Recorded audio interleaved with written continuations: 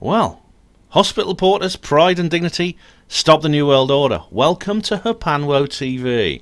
Yes, and welcome to this, the 35th comments reply video. And I know it's not been long since the last one. In fact, it's been less than a month. I pledged to do one once a month, and it's been about just over 3 weeks. So you're getting one sooner than you hoped. Now, the reason for that is because I have been busier on the channel in the last 3 weeks. I've had like more uploads. I've had more comments to reply to. Even though I did like an interim comments reply on the election live streams. So I've replied to a lot of the comments that are on then. Obviously, comments will come from those comments, so I've got to fill in from those as well. But it's also good timing, because I think if I do one now and I do one in a month from now, that'll put me more or less just before the Christmas period, which is ideal. Then I can take a pause for Christmas and things like that. So let us begin. Before I begin, you may be wondering what that is. I mean, people ask me questions all the time. Yes, it is. I've just done some laundry and that's all drying, so yeah. I know it's all very homely, isn't it, in my little studio here. So if you're new to this channel, you may be wondering what this is. Basically, it is what it says, reply to comments. In this video, I reply to the comments you make on my channel. Now, of course, I could just type out comments replies. I could simply write them for you, but I don't really have time to do that. I don't have time to reply by text. I do reply to a couple by text, and some of those I do reply to. Everyone else feels jealous, but then that's come up this particular period, this cycle of comments actually. But the fact of the matter is, I just don't have time to reply by text to everybody's comment. And if I happen to reply to yours, it's not because I prefer you, or sometimes it's because it's a comment that deserves its own reply. But usually it's just because it happens to be there, and I think, what the hell. And I feel obliged to reply to your comments. If you're going to take the time to give me your feedback, I should comment on that feedback. However, I just simply don't have time to reply by text. I'm getting more comments than I used to. It's interesting, despite the fact that I've been shadow banned by YouTube. The number of comments I get has actually gone up in that period, which is interesting. Now, you may think, well, look, you may look at this video, because this video is likely to be very long. Probably not as long as average. Mind you, I said that last time, didn't I? It went to nearly 5 hours. But they used to go to like over... I hit 8 hours once with an older comment reply video. But the thing about it is, you may think, I'm not going to watch a video of that length just to get one comment answered. It's not worth it. I'm not going to sit around like this, just sitting waiting for me to answer my comment. Guess what? You don't have to. Because what I'll do is, when I reply to your comment, I'll leave a little tag in the comment. I'll put a comment tag underneath the comment I'm replying to, which says, thanks for your comment, it'll be answered approximately within, and then I'll round it off to the nearest hour of the upcoming reply comment to comments video. So at the moment, I've got to remember to start the stopwatch. I haven't done it. At the moment, it is the first hour. I'll go slightly over. It doesn't matter if I go slightly. how long I've been going for? A few minutes. I'll stop slightly beforehand. So approximately, when I remember, because it's not always approximately, because I might forget to start the stopwatch, which I've just done. Your comment all replied. I mean, then I'll go on to, I'll say the first hour, then it'll be the second hour, third hour, fourth hour. So sometime within that hour, approximately, your comment will be answered. So the longest you're going to have to watch a video is 1 hour. I mean, put it on in the background while you're playing a game, and I'll come round to your comments. There's another reason why I make these comments reply videos. It's simply because I enjoy it. I think it's a great idea. I think it's great fun. I wish more content creators would do it. I mean, some do actually. There are some that have. Well, some of them go into the habit, is like they have Q&As with super chats. I don't have super chats because my channel's not monetized. I couldn't monetize it now even if I wanted to, because YouTube banned me from doing so. But you know, it's a great thing to do. It's fun. I enjoy doing them. You enjoy watching them. I know a lot of you watching, a lot of my viewers, you watch them all the way through anyway. So that's another reason for doing it. So I hope that clears that up. I hope that's an explanation for you. Now I'm going to come straight on to the comments from the last video, and we begin with Tesla. No, we don't begin with Tesla film review. Sorry, we begin with Steve Palmer on reply to comments 31. That's going back a little while. And here we go. All Tesla superchargers are being converted to solar and battery power. Over time, we will all will disconnect from the electricity grid.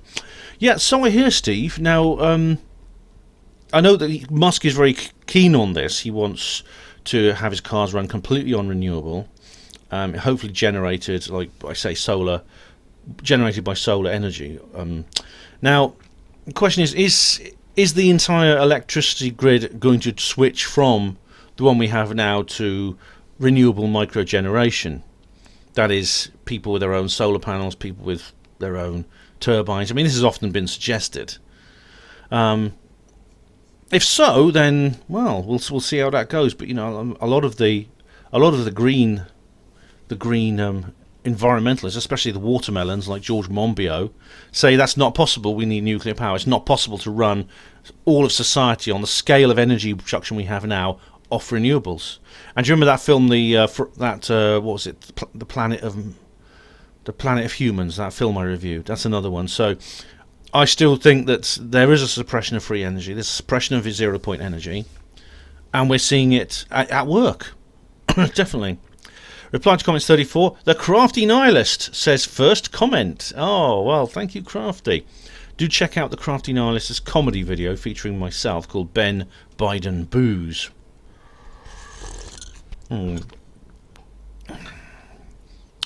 we have a thread. We have a thread now. Oh, show more replies. I'm showing what happens when I do that. Nothing's happening. I'll go to the top anyway. Okay. Steve Palmer says on reply to comments 34. Ben, do you really think this does not prove you a liar? What's this?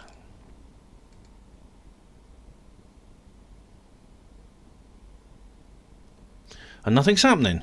It's like a blank comment.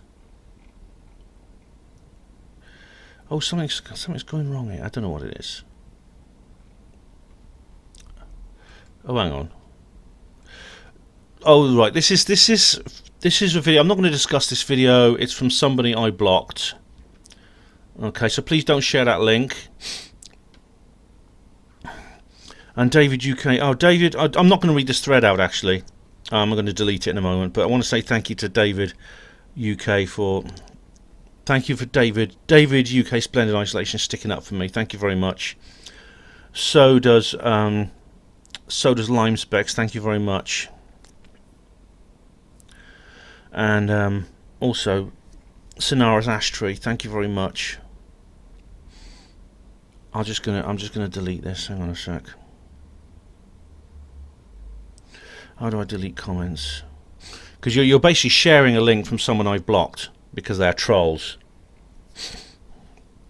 So remove. And what's happening? We just got to wait for something to happen now. Now this is oh right, that's it. It's gone. Great. So same video. James Cozens says on reply to comments 34. The trolls are out in full force. Ben has only been up for less than 10 minutes and already 2 thumbs down. We love you, Ben HPANWO. Oh, thank you very much, James. Yeah, I always get like about half a dozen or so thumbs down on every single video, and they appear every time. Every single time, and they appear the moment the video is uploaded. Like someone is obviously subbing to me and they've pressed the bell. They know immediately when I upload, and they do it simply so they can thumb down all my videos. That's the only reason they do it. That's the only reason they sub to me. It's the only reason they have the bell pressed for notifications. And as David Splendid Isolation says very accurately here, the usual obsessives and haters. Yeah, thanks for standing up for me, David. I've deleted the thread where that's going on. Steve Palmer says he's pissed up your back, made a fool of you, and you're still defending him. What are you talking about? What are you talking about, Steve Palmer? You're getting close to being blocked. You either explain yourself rationally and give me a reason, otherwise I'm blocking you, because you don't go around talking to me like that. Understand? Or anyone else. Diego Rivera says in reply to comments 34, will James Randi come back as a ghost to claim his $1 million prize? Monopod BS says yes. I love that. That's brilliant. That's brilliant. I love it. You might do, I mean, this did come up in the live stream, and indeed, if you remember, I talked about this with, I don't know how many of you watched the Paranormal Peep Show with Neil Geddes Ward and Andrew Chaplin, but there was we did an interview. We did it was almost 2 hours actually. It's quite long, with myself, Neil, and Andy, and this guy called Leo Bonomo, who's a medium, and we talked about James Randi and his legacy. Same video, Crafty Nihilist says, I've often wondered, why do you do some videos with Russells and others with Bungle? Oh right, well, Russell is in my studio area, which is to my right, which you can't see, and Bungle is my headboard on my bed. And you see, it does look a little bit like Bungle. People have often said that. And so, yeah, so it's basically which camera angle I'm using. If I'm using this camera angle, you get Bungle. If I'm using the other one, you get Russell. And it all depends on whether I need, like, to... With these, of course, I have to, like, use the monitor, so it's like a running thing with the computer.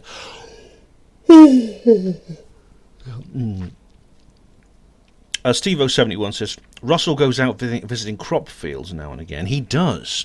Sometimes he rolls in the hay with his alien girlfriend. He's got himself a lovely Nordic. And sometimes he just makes crop circles. Steve071, where does Bungle go, though? Well, Bungle just stands there and watches over me while I sleep. And he just stands. It's very comforting to have him there, actually. Steve071 says to Crafty Nihilist, Ben could tell us, but then he'd have to kill us. Yes, it's state secrecy there. Reply to comments 34. Jock of Ages says, worth the watch for Charles Unleashed comments 5845 alone. Oh, thank you very much. This particular comments reply video appears to be one of my most popular. I know several people have said it's my best ever. Yeah, but Charles Unleashed, and Charles Unleashed says, the NWO thanks you, check is in the mail. That was fun, that was good, wasn't it? Yeah, Charles Unleashed really contributes very well. Oh, got an old one now. Rendlesham Forest Incident 30th Anniversary Postscript. This is 10 years ago I made this video. Come on, Ben, when is Capel Green going to be released? Where can we see it? Will you interview some of those involved, like your mate Larry or Tina or Gary Hazeltine, from the inside scoops, and will a DVD with all the extras be released? I can answer all those questions in a row, Steve. Firstly, Capel Green, when's it going to be released? I don't know. I was hoping. I mean, I'm in touch with people in the production team. They haven't really revealed anything to me. We're just gonna have to wait, I'm afraid. Obviously the lockdown has made things more difficult because they really want to do like a big screen premiere, I think. Which of course you can't do that during the lockdown. Yet this next month is the 40th anniversary. That's what I mean. The 30th anniversary video I made here was 10 years ago. Next month is the 40th anniversary, and that is an iron, I think, too hot not to strike. If I were in that position, I would go for an online DVD release, just a small screen release next month on the 40th anniversary, and then a big screen premiere later on afterwards. But it's up to them. I mean, Dion and Gary and Tino know the movie industry better than I do. The answer, where can we all see it? Well, you'll be able to see it online. There'll be all kinds of other things, probably a DVD run, and also it'll be in several selected cinemas. Next question, will you answer some of those involved, like your mate Larry or Tino or Gary Heseltine for Inside Scoops? Yes, I will. All of them. All three of those and more. I'll interview Dion as well. And will the DVD with all the extras be released? I hope so. I mean, when they were going to have the original release, they did say they'd have like a special edition DVD with all kinds of extra features and things like that. Probably, maybe some of my stuff will be on it.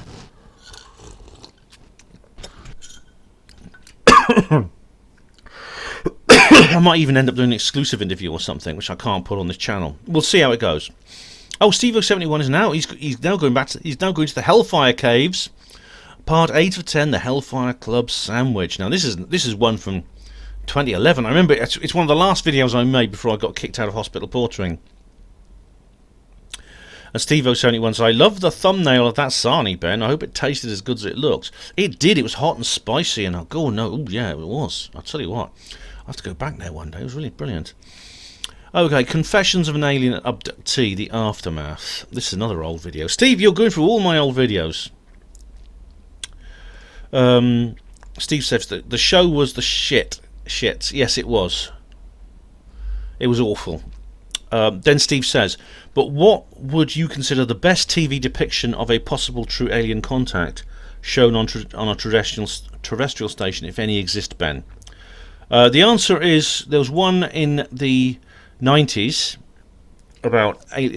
specifically about alien abduction that featured Bud Hopkins, John Mack, and Timothy Good, which was actually reasonably professional. I think it was on Channel 5. In those days, in the 90s, you did get a couple of good mainstream media depictions of UFOs. It went downhill after the millennium. It just went to the absolute pits. It went into the bloody dregs straight after that. And now you get nothing. Now you get things like Confessions of an Alien Abductee, which is bloody damn awful. Which I told them specifically I don't want to be in it. Oh no, sorry, that was another one. But I wasn't actually. I was actually at one of the shoots when they were doing this. This was at the AMASH conference in Nottingham, where they were going around with the camera. Luckily, I wasn't in it, but I mean, I'm glad, because when I saw this, when they tried to do another one at a Basis Project conference, if you remember, it was the Great UFO Conspiracy. I told them I do not want to be in this video. Steve carries on. I reckon you only got good proof of these things on tape by video sales via the now defunct UFO magazine, or people like Michael Hesseman, or the UFO Congress tapes from the USA. Yeah, and it's still like that, Steve. It's still these days pretty much now. I mean, maybe it wasn't so bad in the days when there were sort of things like VHS and that, and UFO magazine was actually on the shelves, but it wasn't quite. If anything, it's much worse today. You literally have to go to these places and pick up like DVDs, or go online and go to Amazon Prime has a few really good UFO and paranormal material on them. Netflix probably does do, although I don't use Netflix out of principle, because they banned the Red Pill, the documentary about feminism, and they put in Cuties, this thing with underage children behaving in a sexual manner. So I don't use Netflix, but Amazon Prime is worth getting. Actually, it's worth getting. Reply to comments 34. Strip Bear says, can pay? ? I don't know what you mean. UFOs or Chinese lanterns? Another old movie I make. Would lanterns keep in formation? That's a question I raised with Heather at at the Bufora, because I wrote to Heather. I can't remember what her surname is. She's changed it recently.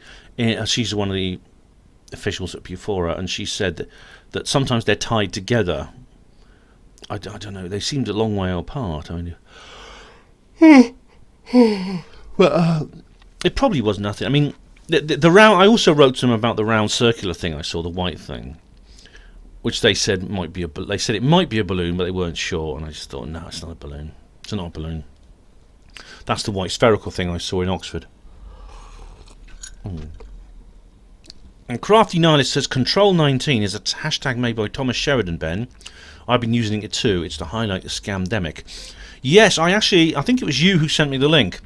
I watched Thomas's video on that. He actually had a hypnopompic experience where this hashtag Control 19 with a K, control spelled with a K in the German form, actually came into his head. And he's been using it ever since. Reply to comments 34. Charles Unleashed says, I do have hair, Ben. It's just one of those bald head things you can buy in novelty shops. Oh, I see. You just stick it over the top like they do in movies. Yeah, I thought so. You had Bill Ryan fooled, didn't you? The same video, Charles also says here, Boris was elected to get the UK out of Europe, so that's where his speciality is. I seriously doubt he's been got at. Firstly, I would know about it. Secondly, he's a Bullingdon. Those buggers will close ranks around him and have balls in that clank. They even made me wait for gin and orange at the lodge once. Nobody does that and lives. I bet they don't, Charles. They've got to be very high ranking to treat you like that.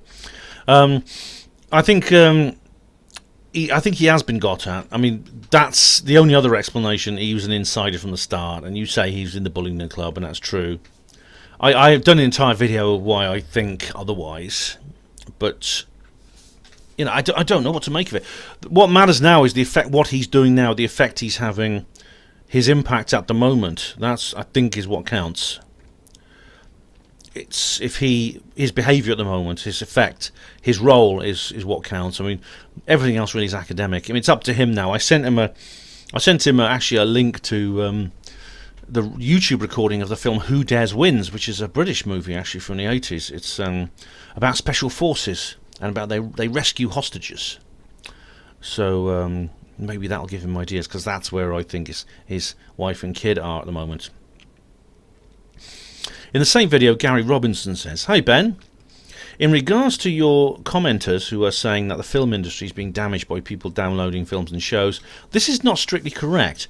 I've been working in the music business for over 20 years, and I've been involved in music licensing for film and television for around 15 years.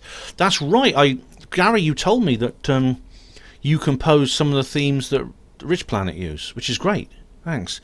And you offered to make some for me, which is brilliant. Thanks. I'll see what we can do about that. Yeah. It's generally," he goes on here, "it's generally accepted that people who illegally download movies and shows would not have parted with their money to watch them in the first place. Therefore, no custom has been lost." Right, I see.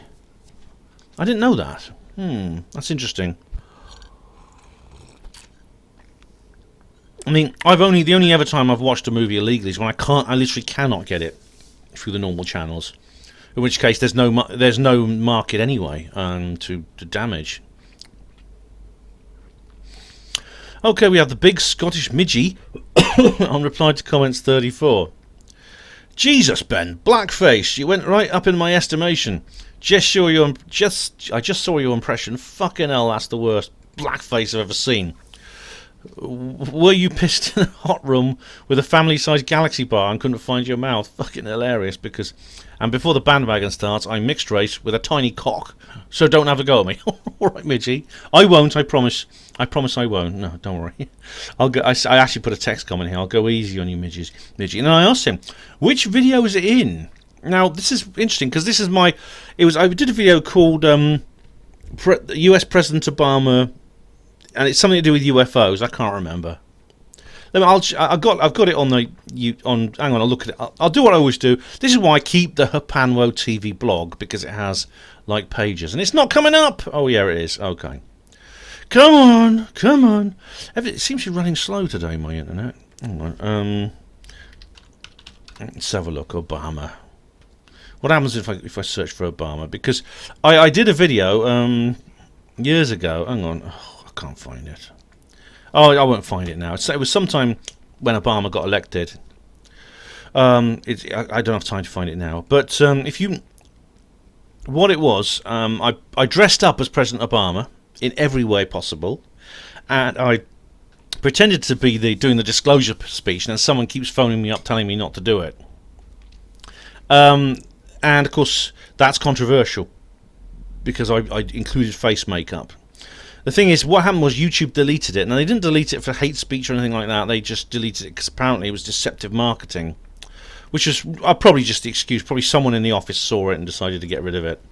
But what I did was I actually added it to one of my UFO disclosure videos, and I can't remember which one it was.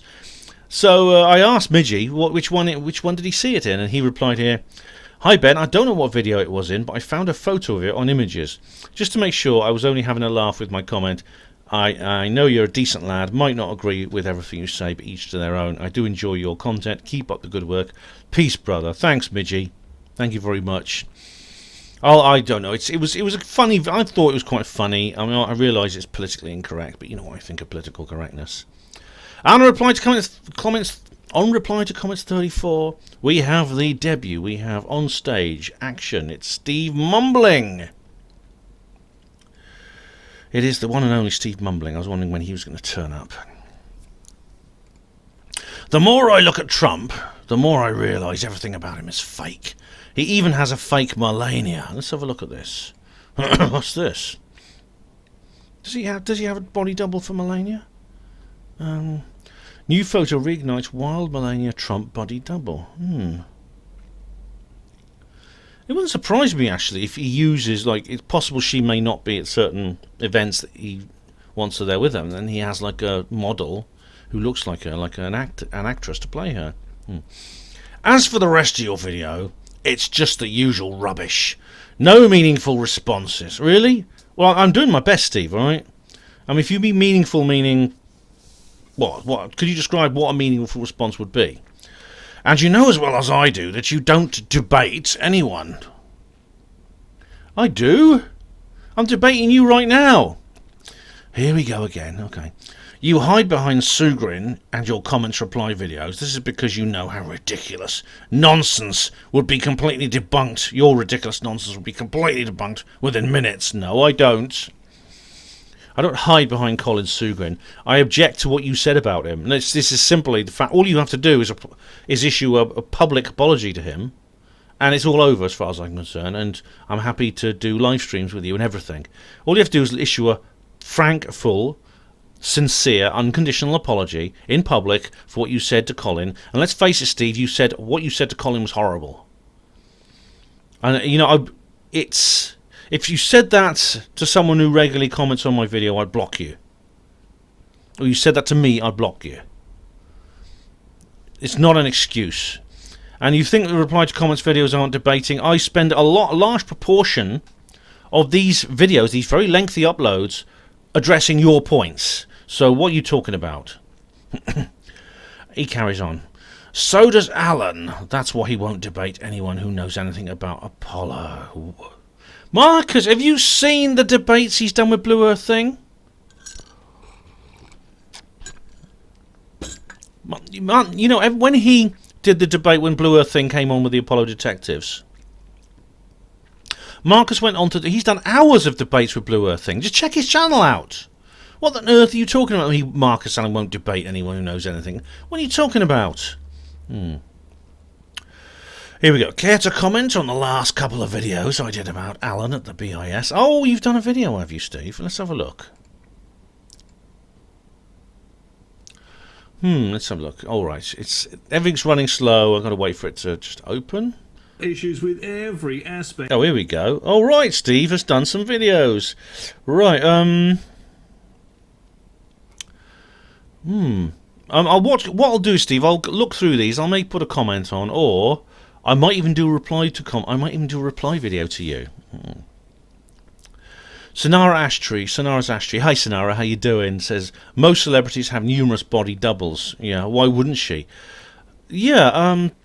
It wouldn't surprise me, actually. I mean, there's several other examples of this. I mean, obviously, in some cases it's because the original dies. That's with Paul McCartney. But there are other examples where someone who's living has a body double, and just they go in place of the real person. I mean, there's rumours this goes back a long way. They say Saddam Hussein had one, Joseph Stalin had one, things like that. And Steve Mumbling says to Sonara, more to the point, why would she? Why would she? Well, it's probably because, for some reason or another, maybe social concerns or something like that, she can't appear with the president every time he needs her there. He wants to appear with his wife. That's one of the things the First Lady does, is she's always sort of at the president's side for the look of the thing. There's never been an unmarried president of the United States. They've always had wives.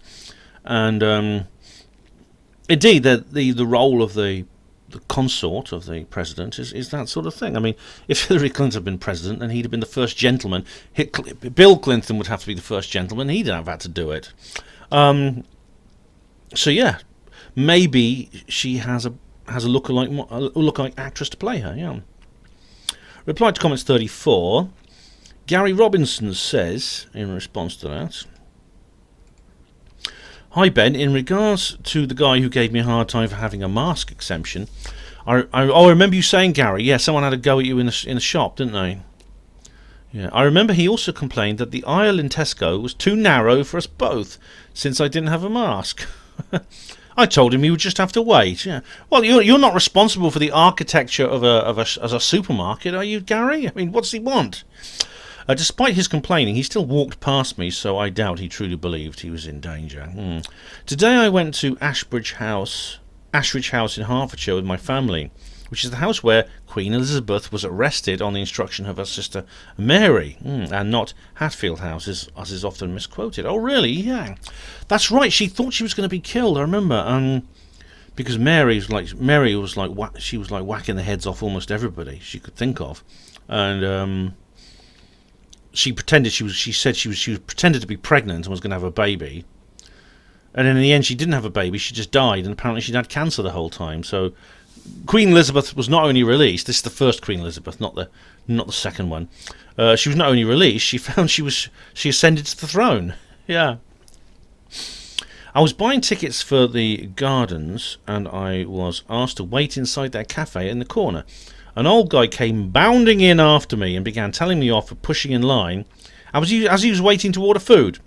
I explained to him that I was not jumping in line, and that, in fact, I was not even in the queue. I was simply in the corner waiting for a member of staff, and that he was, in fact, next in line for the cashier.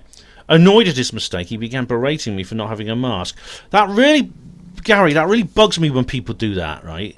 They accuse you of something, you explain, they realise they're in the wrong, and they don't apologise. Their ego won't let them apologise. Their stupid, fragile, little weak ego is on a trip because they think they've been wronged by you, and suddenly realise they've fucked up and they can't face it. So they just start having a go at you for something else. He began berating me for not having a mask. I kept my cool, but once he was outside in the courtyard having his soup with his wife, I gave him a bloody good lecture about minding his own business and showing other people respect. Nice one, Gary. I kept it very polite, but I made what I would call a dignified spectacle out of it so that everyone saw and heard. I've had it with these people. In the words of Tony Soprano, those who want respect, give respect. I know what you mean, man. I know, yeah. I don't blame you. It's good to learn. And someone actually, David Spends Isolation, says underneath, dignity statements. Yes, that's a good point. It's about releasing that frustration and resentment when these things happen. You know, rather than letting them build up inside you. And you remember that film Anger Management? Jack Nicholson's character's got this brilliant line. It's a really good film, actually, Anger Management. It's got, I think it's Ben Stiller, and hang on a sec, I've just got it. What's happening? And Ben Stiller and Jack Nicholson, and they're like, I won't give the details now, but he says I'll have to find out another time. But yeah, it's these sort of things make you feel better in the long run. They really do. And as David says underneath, dignity statements, yes. But I skipped a reply by Ed Kaler, who actually says here, how did he react to your lecture? Well, let Ed know, Gary. Hopefully he was just so embarrassed he couldn't say a word. In the same video, Gary Robinson says, BZ, I think he means BZ Garson. BZ mentions in this video that you were irrational for making the film about the argument with a homeless person because it only consisted of a few brief insults. After having trouble with a couple of people in public recently, I can say without any doubt that a short encounter that involves you being insulted and threatened can have a much bigger effect on you than you expected. I tend to relive these encounters and give myself a hard time in regards to how I could have handled it better. Unless it's happened to you, then you don't really know how you're going to feel. Absolutely, Gary, you know, there's times I sometimes dwell on things like this that happened years ago. Years. Even things that happened when I was a kid. You know, I sort of dwell and think, oh, you know, why did I let that happen? Why didn't I do this? Why didn't I stand up for myself? Things like that. I sometimes go through my head what I would have said now, and it can be frustrating, and it's one of these sort of like regrets and bitterness that can build up in you, which is why it's good to avoid these things by finding a way of dealing with it. And BZ Garson says in reply, oh, sorry, I didn't finish the. Did I finish the? Yeah, and I did finish Gary's comment. BZ Garson replies, I'm sorry that it happened to you. I've been on the receiving end of abuse many times in my adult life, both physical and verbal. I gave as good as I got in equal measure. Good, well done, BZ, yeah. Maybe it was the area I lived in and the way I was raised. Give as good as you get. The only thing I didn't do was stick my face in front of a camera and go off on one. As I said in my original comment, most adult balanced people don't do as Ben did. Did you? Well, I am an adult, balanced person, but as you said, most, not all. This is how I chose to deal with it. I chose to tell you about it. In fact, I didn't do it straight away. Believe it or not, BZ, this has happened several times to me, and I was going to make a video about it months earlier, and I didn't, because I thought I don't really want to make a video about this. But then it happened again, and I thought, sod it, I'm going to make this damn video. Sod it. I mean, it's when these things get to you, it's difficult. I mean, it's not always reasonable. I mean, if you watch Slaxer's channel, sometimes he makes videos about, and he's very frustrated and very angry about something, and he said he had a real go at this person, and sometimes because they don't move far, they're not standing close enough to the cashier, or they don't have or they insist on paying with all the small change and things like that. Something which I would only find mildly irritating at worst. With Slaxer, they drive him into a frenzy, and he sometimes broods about it, and sometimes he has a go at people about it. And I suppose a lot of these things are subjective. Some things bother things that other people don't. I mean, there's things other people don't like, which doesn't bother me. Some people rage at things that I find annoying. Other people, there's things that I can't abide, which other people can shrug off. It's just the way we are. Reply to comments 34. John Nolan says, "We're not going to take it anymore." Is that Howard Beale? "I'm as mad as hell, and I'm not going to take it anymore." I love that film. I've done a review actually on the main HPANWO blog of the film Network, because I mean, I've seen the classic scene is where Howard Beale, he's been out all night, he's soaking wet from the rain, he walks into the studio to do his program, and he gives that classic speech where he says, "I'm as mad as hell, I'm not going to take it anymore." I thought, I've got to watch the rest of the film, so I went and watched the whole movie, and I did a review on the main HPANWO blog, if you want to go and check that out. Reply to comments 34.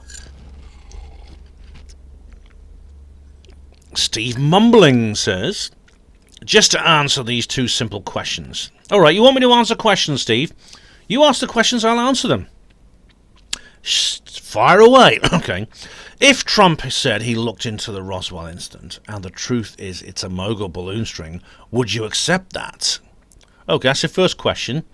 The answer is no, because that's not what it was. I would suspect that the president was lying. And the thing is, Trump has lied about UFOs before. I mean, he's told lies. I don't believe he's done it maliciously. I believe he's done it for the reasons of discretion and national security. But he has lied about UFOs. However, he's given out hints about UFOs. It is very interesting. But if he said it was a mogul balloon string, no, I would not accept it. Is that an answer? Is that a good enough answer to your question, Steve? No, I wouldn't accept it. Yeah, okay, next question. If Trump said he looked into the UFO issue and there was no tangible evidence of ET involvement, would you accept that? Again, no, because it's not true.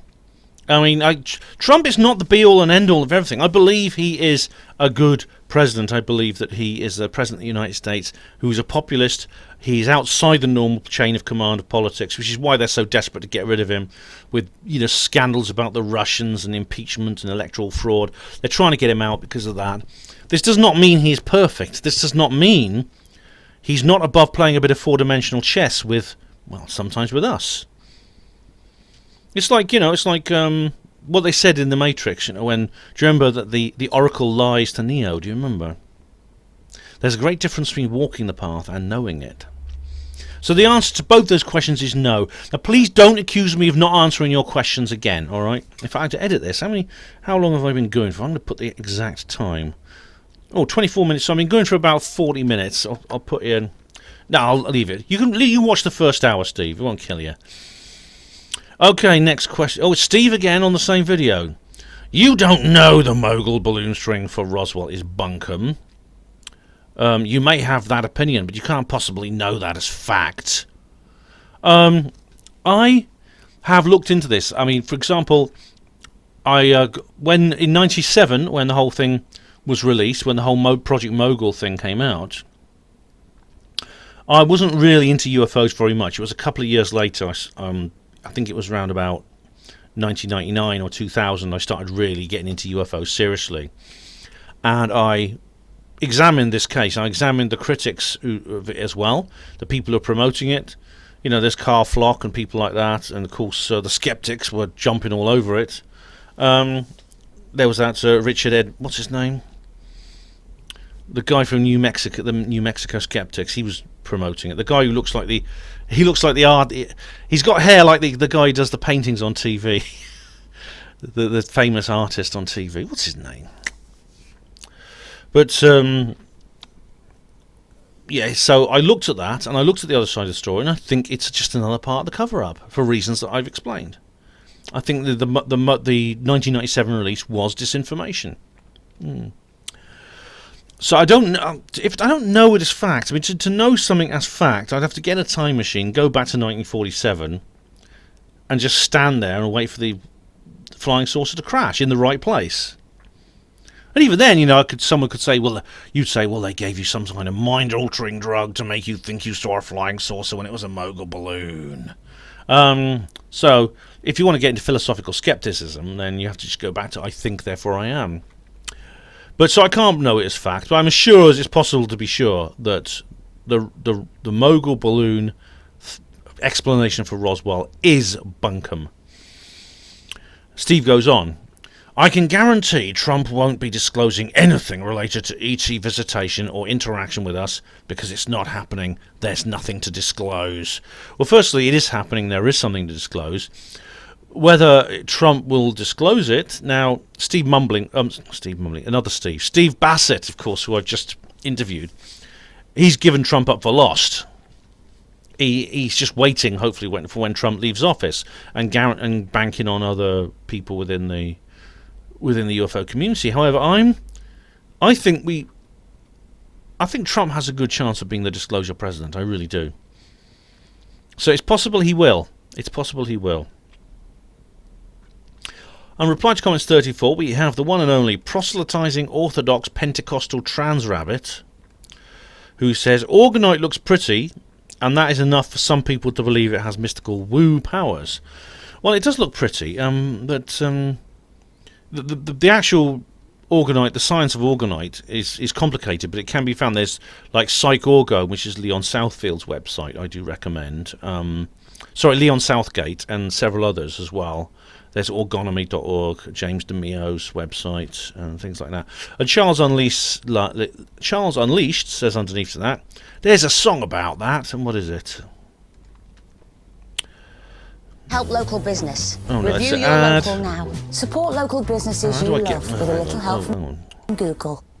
Oh, bloody. It's ads. Oh, it's Hawkwind. Orgone Accumulator by Hawkwind. Oh, right, what's that? All right.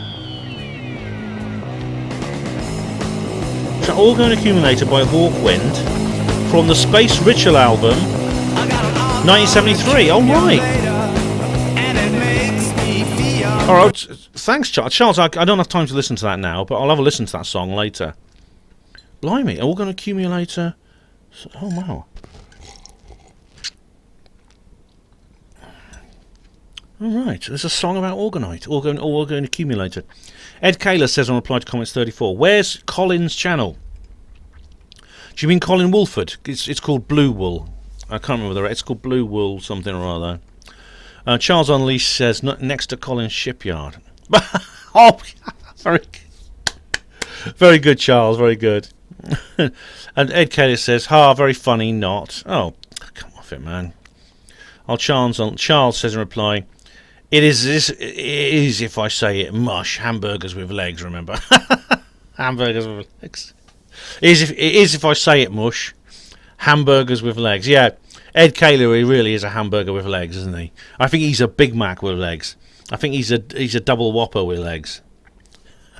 And Ed says, what? Ed doesn't get these things.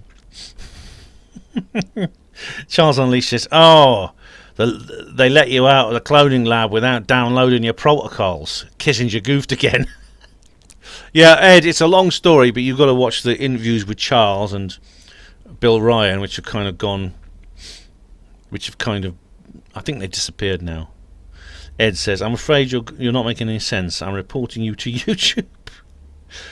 Ed said, I own them. I own everything. Yeah, don't bother, Charles. Charles has has all the dirt on Susan Wojcicki. All her extramarital affairs, all the drugs she's been taking, the lot. So don't bother trying to get over on Charles. And here we are. Steve-071 says, I really do enjoy these comments replies videos, Ben. Oh, thanks, Steve. Thank you very much. And here's another one for you.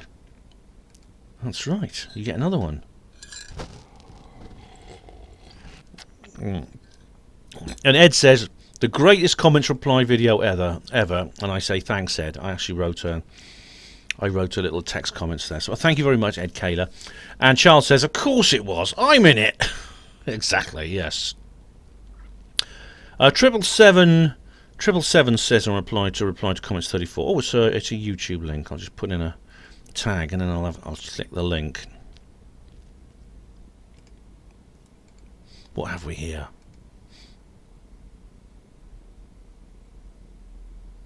Oh, it's not opening. Why is this so slow today? I'm just waiting for it. I'm just sitting here and it says loading. This has happened several times over the last couple of hours, actually. I don't know. All right. Oh, here it comes. What's this? Oh, it's Daddy Dragon. Daddy Dragon. Hashtag Free England. John Hurst from the Magna Carta Society, the English Common Law Constitution. Oh, thank you very much.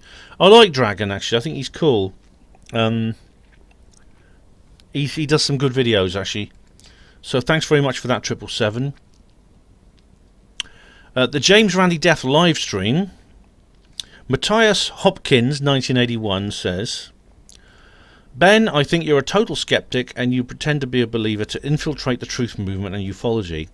And really, you're the head of the Illuminati of hospital porters. How did you blow my cover, Matthias? Oh my God, he's been spying on me. Honestly, seriously, people believe that. People believe that about me. Yeah, actually, there's this ridiculous woman called Sharon Kilby who's written like a 35-page article all about me, saying that I'm likely to be a disinformation agent and things like that. And it's all utter bollocks from start to finish. It must have taken her weeks. It's like she's been through so much I've done and she's dissected it. I'm like, what? Matthias also says Randy was Randy. Especially, that's a pun. Especially when young men were around. Yeah, he did like the younger guys. I mean, Davy Pena, of course, was like, I think he was, I'm not sure exactly what his age was. I think he was around about in his late teens or early 20s when he did the Carlos hoax in I think it was 1986 that happened, or 87. And he and Randy got together then. Randy at this time was in his 50s. So, yeah, I mean, Randy likes the younger guys. I mean, this has been used to... Some people have claimed he likes them a bit too young. And, I mean, there's been several accusations made against Randy. I've not heard any... I've not seen any proof of that. But there's a recording of him, having a sexual phone call with some young guy. And it's I don't like listening to it. It's all very sleazy. But of course, the age of the person he's talking to is what counts. If the person is above a certain age, I don't give a damn. It's his private life. As long as I don't have to look at it, I don't care, or listen to it. But obviously, if the person is below a certain age, then you've got to be concerned. But he's never been arrested or prosecuted, as far as I know, for anything like that. He's not on the sex offenders register. So I assume he's careful about age. I guess he is. But... Anyway, James Randi Death live stream. Gary Robinson says, hey Ben, off topic, but I was wondering if you know why Kev Baker doesn't seem to have so many great guests these days. What are you talking about, Gary? He has me on once a month. Do you mean the others? I mean, I don't know. He has Nano Girl. He has the guy who talks about... What's his name? The guy who talks about the Large Hadron Collider. Oh, what's his bloody name? I wish I could think of names when I wanted to. I think he tends to have a lot of the same guests he used to. But in what way do you believe... Who do you think he should have on she doesn't, who he used to in the old days? Gary says on the same video, Ben, mate, you should watch the movie The Illusionist with Ed Norton. Right, The Illusionist, is that right? What's that? Let's have a look. The Illusionist. It's a 2006 film. Oh, it's an American romantic mystery film with Edward Norton and Paul Giamatti. Oh, right. A magician named Eisenheim is arrested by of the police during a show involving necromancy. Oh my god, necromancy! Necromancy is something to do with, I think it's like it's communication with the dead, summoning spirits or apparitions. Yeah, I thought it meant like animating dead bodies, like Galvini did. Do you remember the guy? The Galvini was the guy who put electricity through a dead body and it sort of started moving. And Mary Shelley was in the audience when that happened, and it gave her the idea for Frankenstein. But anyway, I'll check that out, Ed. Thanks very much. James Randi Death livestream, videos from the underground, says, Uri Geller makes a lot of money, he says, doing map dowsing for oil. Yeah, I heard about that the oil companies use him to dowse. He stated that he was employed by oil companies, and he was, yes. Whether he can do it or not, obviously the oil companies believe he can. Just like in Australia, the water, they use water diviners to find wells, and it seems to, obviously it has some level of success because it works. Though when Randy went to Australia in the 80s, he basically tried to take apart the whole dowsing thing, the water divining. Oh. James Randi, this is videos talking. James Randi can then hang around the Earth plane and not go to the other side, since he doesn't believe in it. He says maybe he can be a ghost and haunt mediums and tell them they're rubbish because he's not dead. It could be similar to that. Like there's several films told from the point of view of a ghost, such as the brilliant film Ghost, in which you have the Sam Wheat character, a man who dies and he walks the Earth plane. Basically because his partner is in trouble, and there's a plot surrounding that. But there's also the film The Sixth Sense, with Bruce Willis plays, I can't remember the name of the character, but he's, obviously it's not a spoiler because it's an old film, he's a ghost. And he doesn't understand, this little boy said, I see dead people. Sometimes they don't know they're dead. Yeah, maybe he'll be one of those. Maybe we'll just wander around wondering why people don't speak to him. Videos goes on. Sir William Crookes proved the afterlife long ago and did scientific tests. Does anyone know or care or understand what that meant? Apparently, very few people do, unfortunately, at the moment, videos. They should do, because psychical research is so... It is a proper science, and it has had results, despite what the skeptics say. What's more, the funny thing about Sir William Crookes is that he was close to Oliver Lodge, and Oliver Lodge actually designed a what we today call it's not EVP, it's where you use images. He designed it, I forgot what it's called now, but you have that film White Noise. What's it called? White Noise. I'm getting annoyed now. I can't think of what I need to think of at the time. White Noise. What's it bloody called? La-di-blah-di-blah.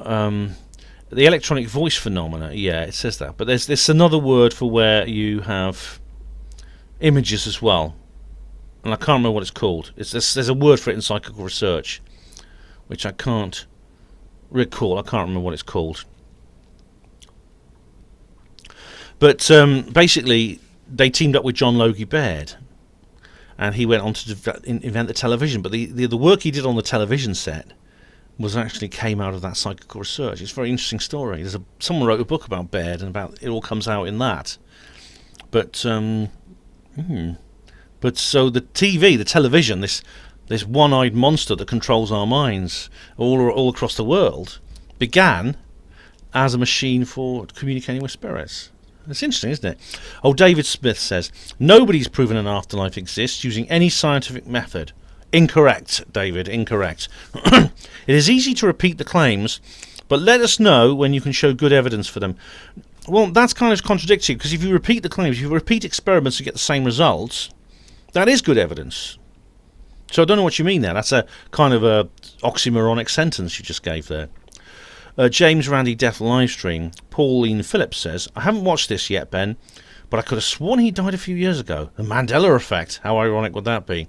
Well, It's funny because I sometimes get that with people. Someone says, "Oh, so-and-so's died," and I thought, "Didn't he die a few years ago?"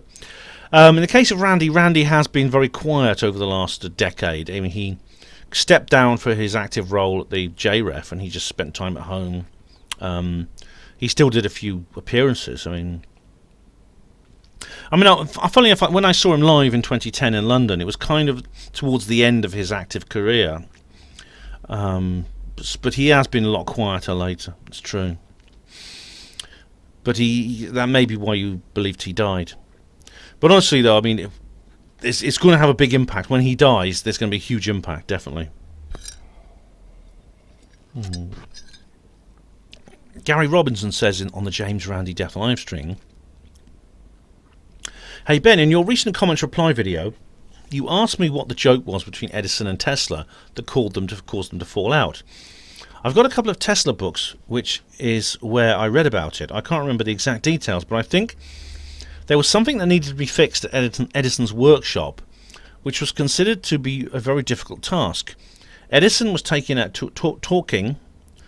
to a whole bunch of guys, including Tesla, and he made a sarcastic joke and said that if anyone could fix it, he would give them $50,000.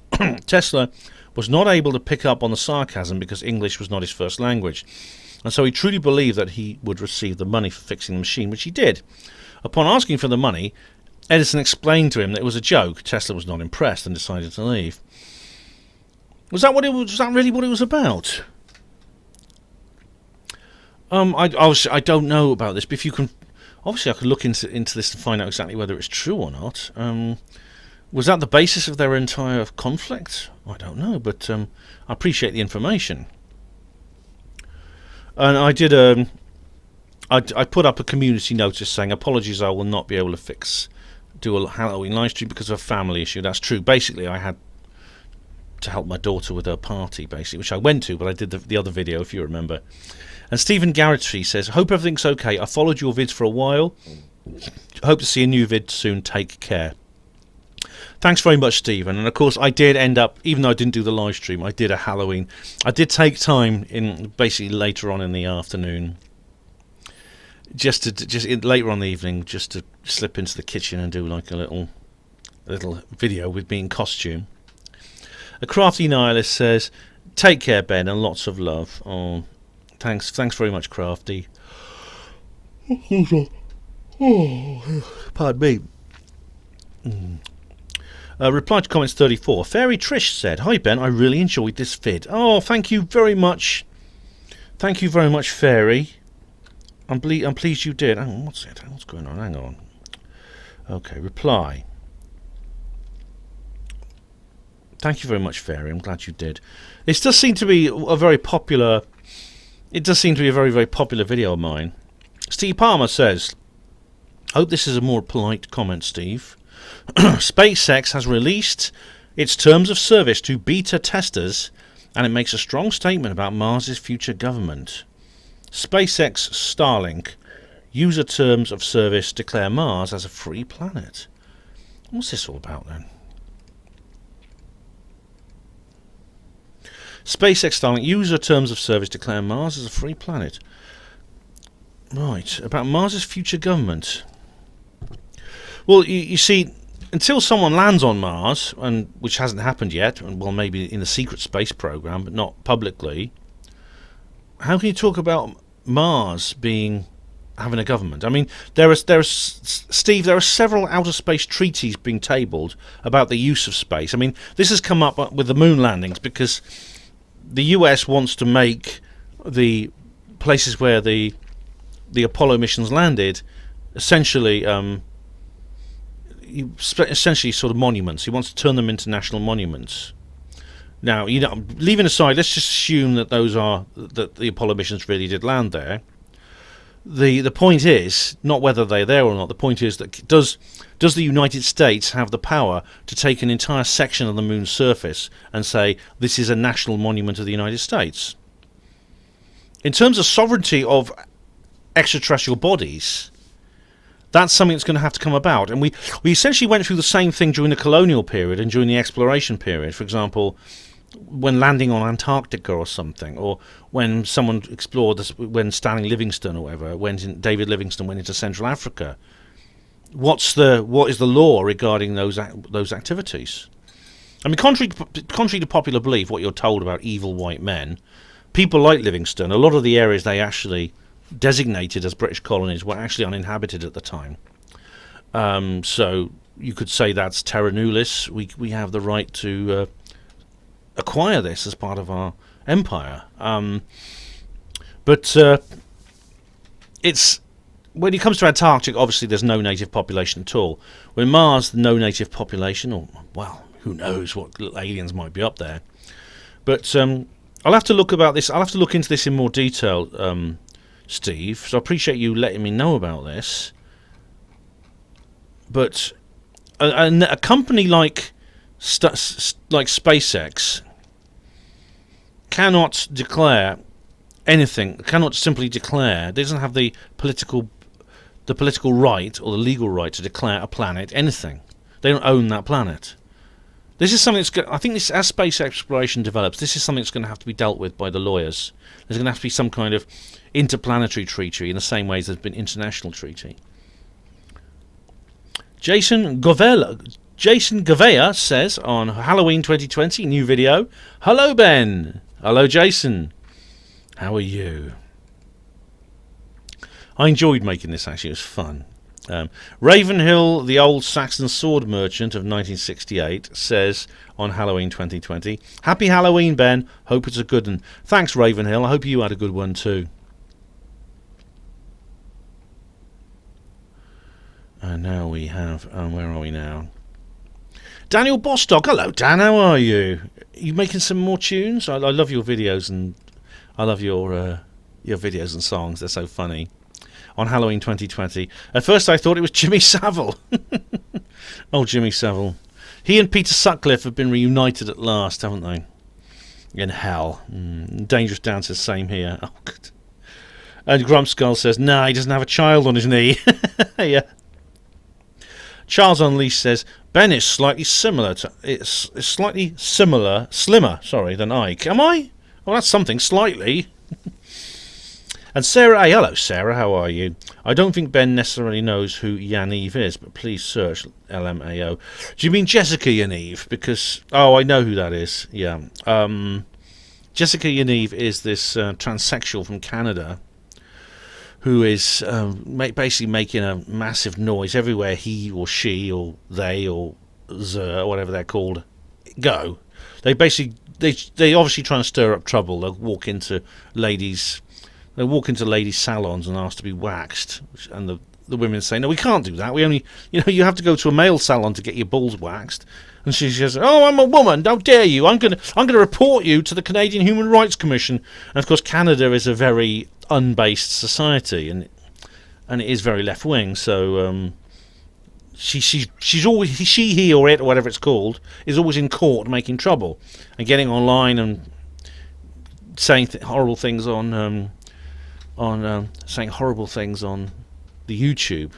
And there was an interesting debate actually between Yaniv and Blair White, who's also a transsexual, who's a lot more sensible. Dangerous Dan says, just googled it. Yes. Rex Makepeace says, the Savile look always makes for a good Halloween costume. I think I'd need a few more rings and a cigar, but really I don't think it would be appropriate to impersonate Jimmy Savile. It'd be a bit like Prince William dressing up as Hitler, do you remember? And that is the end of the first hour. And oh my goodness me, almost a third of the way through. This is surely not going to be that long. Oh my goodness me. Anyway, so back shortly. Okay then, so I'm back. So let's get on with these comments. We're on the second hour now. And we have Christy Morland on Halloween 2020 saying, happy Halloween, Ben. Thanks, Christy. I hope you had a good one. Oh, must start. Remember to start the bleeding old... The stopwatch. You were shouting at me. Ben, start the stopwatch. Yeah, I did. Oh, Halloween and Ouija. Right. Oh, this is an old one. I love doing this. This is a previous video I did on Halloween. It's a few years ago now, but I wrote a special Halloween story. It's a short story. I'm actually adapting it into a stage play right now, so I'm writing a script. Christy Morland said, "Thank you for your great story, Ben. I really enjoyed it." Oh, thank you very much, Christy. Much appreciated. Glad you did. I mean, you can read the text of it, of course, as well on Ben's bookcase. Halloween 2020. Patrick Patel says, "Love your bro, Ben. You're a true legend." Thank you, Patrick. Much appreciated. And Halloween 2020. Zythantiops. Hello again, Zythantiops. Not heard from you for a while. Said, "I thought you were meant to be Julian Assange." Several people reckon that. Yeah, it was the wig that I got. It was actually my daughter who designed the costume. Just like she did when I dressed up as David Icke before for Halloween a few years ago. Yeah, it was a sort of bit of a Assange-like wig, but I need a big scruffy beard as well, wouldn't I? And I need sort of like a pale skin. Was Montague Keen involved in the skull experiment? Yes, he was. Both before and after he died. I mean, he supervised it, a lot of what it was going on, and he died very suddenly. And apparently he came back in spirit. There's actually a documentary all about it you can get on YouTube. It's called The Afterlife Investigations. Patrick Patel says on Halloween 2020, "I'm sorry to say this, Ben, but you're resembling Michael Fabricant more than David Icke." Who's Michael Fabricant? Michael Fabricant, let's have a look. I don't know who these people are. Sorry, Patrick. Michael Fabricant MP.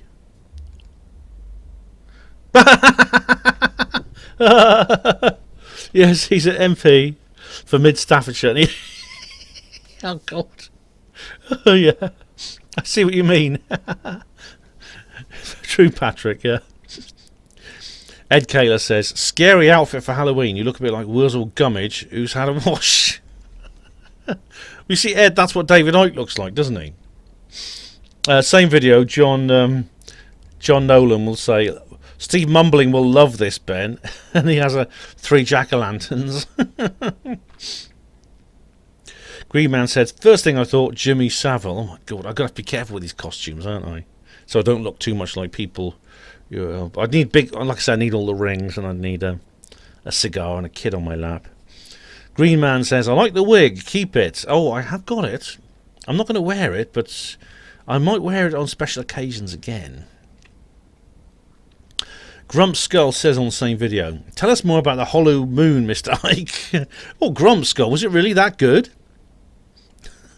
The hollow moon, yes. Halloween 2020. Mythic Pie says, "As time went by, Ben got further from the truth. He continued to believe in NASA and was a fan of Boris and David Icke." The end. Oh, first, I don't believe in NASA, and I made a whole video about Boris and David Icke, but I am a fan of David Icke. Yes, I am. Goonlove says, "Now that," dearie me, Goonlove, my goodness me. Oh, Goonlove's got a little notification here. All right. Has been subscribed to me for 7 years. Oh, happy anniversary, Goonlove. And Steve071, and he's got a little notice here, has been subscribed for 3 years. Well, thank you. To Halloween 2020, he says, "Be honest, Ben, that's your real hair. You must wear a skull cap just for your channel. Thanks for this, by your standards, a mini upload." It was a bit shorter than most of them, yeah. Oh, well, maybe, who knows, maybe I am really someone with hair, but I just cover it up. I think maybe baldness suits my image. What do you reckon? Halloween 2020. Jeremy Darking 1E says, "I saw the thumbnail and thought, bloody hell, Julian Assange has really let himself go." Oh, and Grumpskull says, "It's all the pizza they slide under the door for him." You think Julian Assange has let himself go? I've been in the sunlight for the last few years. And Israel Diego Rivera 2 Genius 2 says, on Halloween, "Is that you as Donald Trump or Boris Johnson?" Dearie me, you don't know much about costumes. It's neither. It's David Icke. And Diego Rivera says here, has been publicly subscribed to me for 1 year. Oh, thank you very much. Happy anniversary.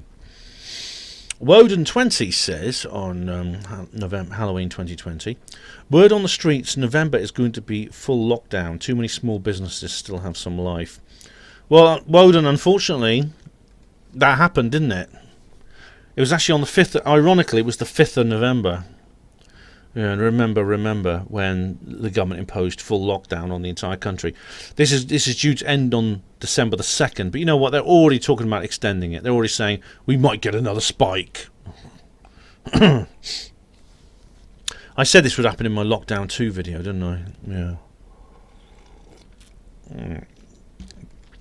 Crafty Nihilist said here, before we watch this, Ben, me and Mark are taking bets as to whether you are David Icke, Jimmy Savile, Anne Widdecombe, or Myra Hindley. Did any of you bet David Icke? Pauline Phillips says, happy Halloween, Ben. Happy Halloween to you, Pauline. I hope you had a nice one. It was fun. It was a good one, actually. Considering the lockdown was looming, but Louisa, she wanted to make the most out of it, so she basically had as many people around as she could, and I was one of them. It's not often when a 25-year-old woman invites her dad to a party, is it? Same video. Fitness Groundwork says Brexit was supposed to be the 31st of October last year, wasn't it? Why do they like that date to do things? Good question, Fitness. And you know what? It was actually a full moon this Halloween too. Yes. It's interesting, but it is Samhain, as it's sometimes called, is a major occult holiday. They were going to have Halloween Brexit. I remember it was cancelled at the last minute. Just think of the memes if Brexit had happened on Halloween. It would have been great fun. But jack-o'-lanterns with Union Jacks. Oh, you could just imagine that they'd gone crazy. But then it was delayed. It was delayed for right up till January the 31st. Eventually it happened, but now, of course, we're stuck in a situation where Boris he's got rid of Cummings, and now it looks like we're going to get some kind of stupid deal. But then we'd expect that from Boris after everything else, wouldn't we? TK said on Halloween 2020, they did this scientifically, quote unquote. I think we're referring to the Skull experiment. Why bother referring to science when science says there is no such thing as free energy and many other things you disagree with, but then you quote science as a reference? I don't get it. Is science real and referenceable or not? Or do you just select the science you like? Neither. I was referring to the method used by the Skull experiment. The Skull experiment was supervised. It lasted for 7 years and was supervised continuously. Was it 7 years? I think it was, yeah. Supervised continuously by experts in the field, including a couple of skeptics. I mean, Chris French was involved. I mean, he did look into it and was interviewed in that documentary. So I'm referring to science simply because it was a proper scientific endeavour. The SPR is a scientific institution. They've had a century and a half of experience. Well, you say what science says. There's no such thing as free energy. No, it doesn't. No, it doesn't. I've done entire videos on that. I've debated this with Steve Mumbling. No, it doesn't. And it says, and many other things you disagree with. But then you quote science as a reference. I don't quote science. Quoting science is not a reference. It's just saying something. It's just describing accurately the experiment that was done. You say you don't get it. I'm trying to explain now. And TK says, is science real and referenceable or not? It is real. It is referenceable. And he says, or do you just select the science you like? No, I don't. I mean, I talk about these things, and I leave it open to comments from people like you.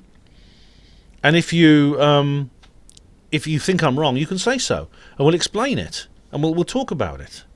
So that's peer review, isn't it? Part of the scientific process. TK says, by the way, I think you look like Julian Assange. I'm going to have to. I don't know if it's possible to I don't know if it's possible actually to make myself look more Ike-like without looking like Julian Assange or several other people. Hugo Rune says on this new video, Tankies versus Centrists with Rin Michaelis. Actually, it's an old video, but Hugo's commenting on it. Ben, please forgive the question. I really cannot place Rin's accent. I'm guessing English is not her first language, as she seems to have difficulty with pronunciation. But her accent baffles me. Is it not Spanish nor not Portuguese? Where is she from? And Woody Black says she's American. The answer is yes. She lives in the United States. I don't think she wants it revealed exactly where, but she is within the United States. But of course, there's a massive number. There's a huge linguistic landscape within the United States. I mean, people speak thousands of languages. Some of them are the native Indians, the Amerindian languages. But there's also the immigrants. A lot of the immigrants speak languages too. And of course, there's many different accents and dialects. And so she comes from a particular community within that country, which gives her, I mean, it is a very strange accent. I mean, she doesn't have difficulty with pronunciation. English is her first language, but she does have this unusual cadence, which is simply where she comes from. Halloween 2020. Hudek says, "Baby Spice." You cheeky bugger, Hudek one. Tankies versus Centrists with Rin Michaelis. Israel Diego Rivera 2 Genius 2 says, "When is the wedding, Ben?" Well, basically, as soon as we can book a church in Newfoundland, because that's where we meet each other halfway. We're going to have a first date in Nova Scotia. Honestly, you are like a bunch of school kids. Okay, was it? If it looks like in school when you sit next to a girl in class and then all the other kids go, they're in love. That's your new boyfriend and things like this. Oh, honestly, Diego Rivera, you've been watching too much EastEnders. Again, it's the Halloween comment community. I made the Halloween community text notice here, and DJ Uncle Paul II says, "No need to apologise. I always think you should be getting many more views on your videos. Solid content. Keep it up, but no pressure." Oh, thank you. You're getting a love heart for that, DJ. DJ Uncle Paul. Thank you very much. I mean, the fact that I get I think I get fewer views than I deserve, but that's because I've been shadow banned, because my videos, I'm producing borderline content, as YouTube call it, and they don't like it. So they stopped people having access to... It's not they haven't stopped people having access to my videos, but they don't turn up in searches. Or they turn up much less. And DJ says on Halloween 2020, "As pointed out already, you look so much like Julian Assange. Get back to the family." Oh, the family. Oh, right. This is this idea that Assange was actually born into a religious cult in Australia. It's funny, the Rich Planet show did a TV show about that, and they have this documentary about the family from the 70s. And you see a little boy. I mean, he's very young. I mean, Assange, I think, was born... Assange is about 50, so he was born around about 1970. So he's like about... He's just like age 5 to 10. I don't know when this documentary was, but there's a little boy who looks very much like him. Yeah. Tankies versus Centrists with Rin Michaelis. John Nolan says, 4 more years, 4 more years. Yay. Yes. They're going to get there. It's going to be tricky, though. I mean, obviously, we've had the whole election since then. Halloween 2020. Charles Unleashed said, "Nah, fuck it. Your daughter is more important than a live stream. Your costume is Brian Harvey, right?" Oh, Brian Harvey. No, both Brian and I are impersonating David Icke. He's doing it from a kind of like I can't stand him position. I'm taking the piss in a contemptuous way. I'm doing it from I like the guy. I'm just looking like him just for fun. We're both impersonating David Icke, yeah. But you're right, my daughter is more important, and I'm glad I didn't do the live stream. As Halloween 2020, Sarah A says, "You look a bit like Yaniv." Yes. Jessica Yaniv. I think Jessica Yaniv is a bit more masculine than I am, but apart from that... Shall I go and try and do what she does? he, it, whatever. Do you want me to try to go and do these sort of things? Walk down the high street, trying to get my nuts waxed, and then going to court when they won't let me, suing them. Honestly, this person is horrible. This person is really awful. I actually think that maybe Yaniv is actually a transphobe, just trolling to make the whole, or is it the whole thing look bad? That's the whole thing look bad. Now we have Hudek, and I've already replied to this comment. Then now we get onto the US election live stream 1. I've already put comment replies into these. So as you know, Hudek, I've already replied to you in the US election 1 week on video. Same with Barbara Whittle. Basically, Hudek says Biden ripped a political speech by your Neil Kinnock. Yeah, I come up with that.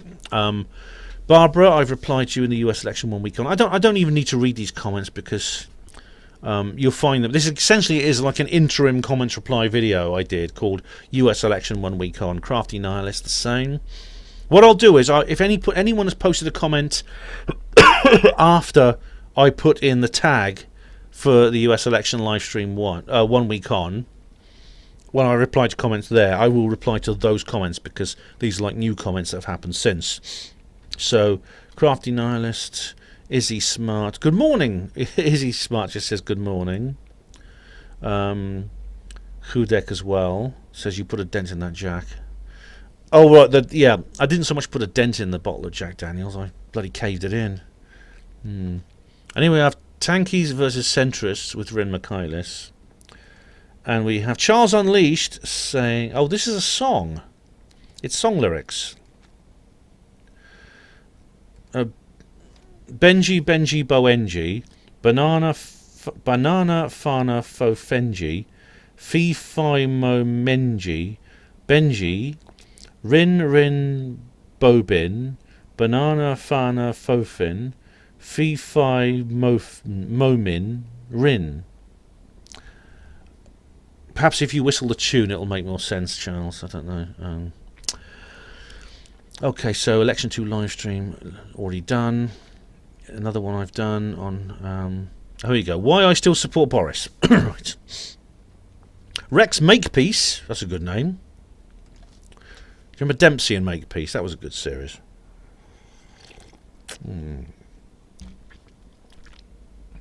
Boris cares about himself and the world agenda. No, he doesn't. He does care about himself in a healthy way. He cares about his country. He cares about his people.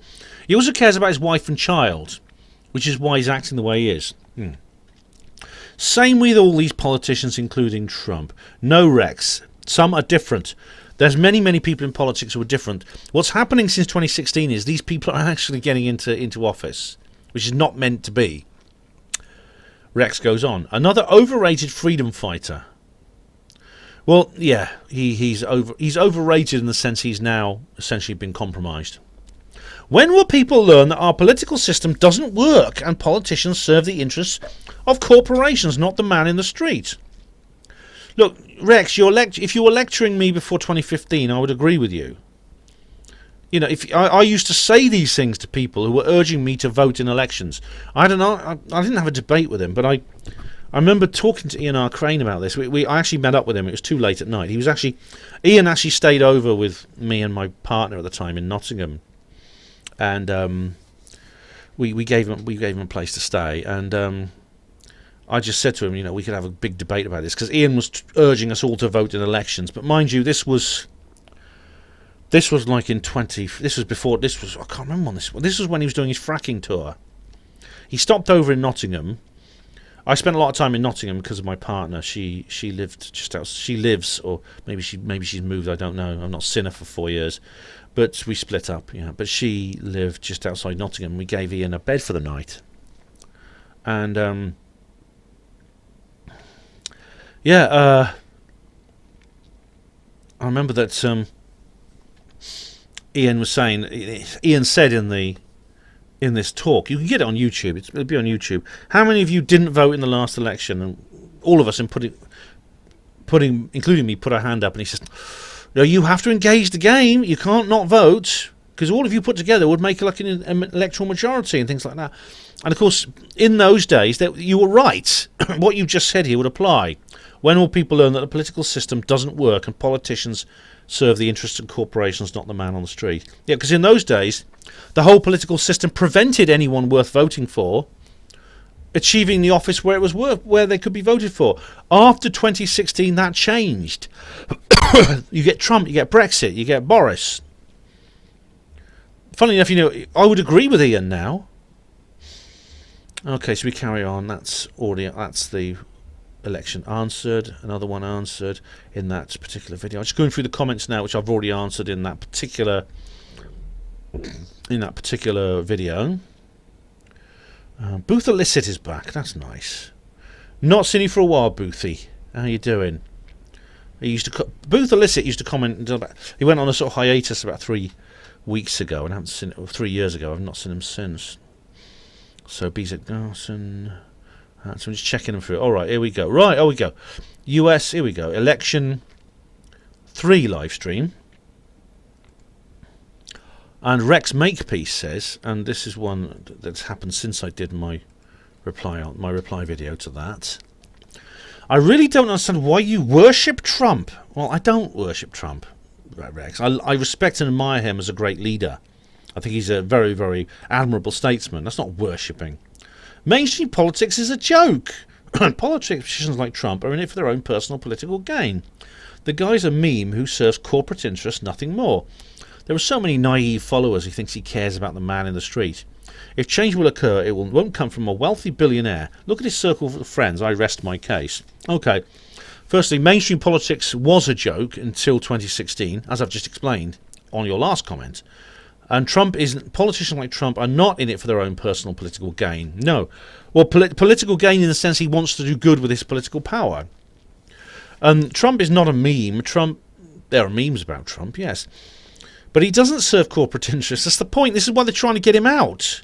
This is why they're trying to manoeuvre him out with scandals and impeachments and fake elections. Do you see that? Look at the way the establishment is turning against him. If what you were saying was true, they'd be embracing him. And you called people naive followers. Well, no. I think it's naive. I think you're the naive one because you still think you're still living in the past. You still think that the New World Order is essentially unbeatable. I have conversations like people like this about every single day. They come up and say, there's just no point. Everything that happens because the Illuminati wanted to happen.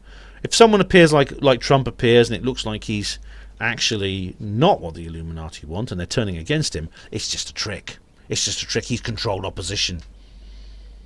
And so I get this all the time, and you get these people who just every single thing that happens for the good is not really good. It's just bad in disguise. According to their logic, the New World Order can literally never be seen to end. We could be 200 years into the post-Illuminati world, and you'll still get people peeping around corners going, my goodness, aren't they crafty? At some point, a line has to be crossed. Well, you will realise that when it comes to the New World Order, there's a bit of a snafu in the engine room. And Trump is a symptom of that. I've explained exactly why I think that. Please watch my video on 2016. It's actually called Why 2016 Matters. And you say change won't come from a wealthy billionaire. Why not? And that's a bit of inverted snobbery there, I think, Rex. Why, just because he's a wealthy billionaire, as if it's a bit of a tautology, a wealthy billionaire. Is there any other kind of billionaire? Is there a poor billionaire? But why will change not occur from a billionaire? And look at his circle of friends. I've seen people he's close to and respects, but I've also seen people he's had photographs taken of himself with. And then the anti-Trump brigade says, look, that's him and the Clintons. That's him with Epstein. When you don't realise, when you look into the background of these particular images, you'll know, for example, Trump expelled Epstein from Mar-a-Lago. Trump's been on the Lolita Express. No, he hasn't. Trump got a lift on with Epstein once. Trump was in Florida and he wanted to get to New York. And Epstein basically says, look, you can use one of my private jets, because he has his fleet of private jets. Trump says, thank you very much. And basically, Epstein just gave him a lift to New York. He's never been to that island. He's never been to Lolita Island. And so Steve Mumbling says in reply to Rex, He worships Trump because he seriously believes that Trump will tell the world Roswell was the crash of an ET craft. It's as simple as that. No, it's not as simple as that. Firstly, I don't worship Trump. As I said, I respect and admire him. That's not worshipping. But the answer to your next question is yes, I do. I believe Trump will tell the world Roswell was an ET craft. But it's not as simple as that. There's other reasons. But I think along with that revelation will come so many others. He's also gullible enough to seriously believe the Queen of England is a shape-shifting lizard from outer space. Well, that's a piece of rhetoric, Steve, right? I could say, Steve Mumbling is so gullible, he thinks that 2 + 2 = 4. Would that logically mean that 2 + 2 = 5, Steve? Think about it. If I assert the Queen of England is a shape-shifting lizard from outer space, which she's not, she's actually interdimensional. The question is there evidence for that? If there's evidence to back that up, it's not gullible to say that she's not. She is. It's gullible to say that she's not. It's gullible to believe she's a human being, she's English, and she has a right to the throne. She's not. She's a usurper. She's from a German family. She's from the Habsburg Illuminati bloodline. And even before you get onto the lizards.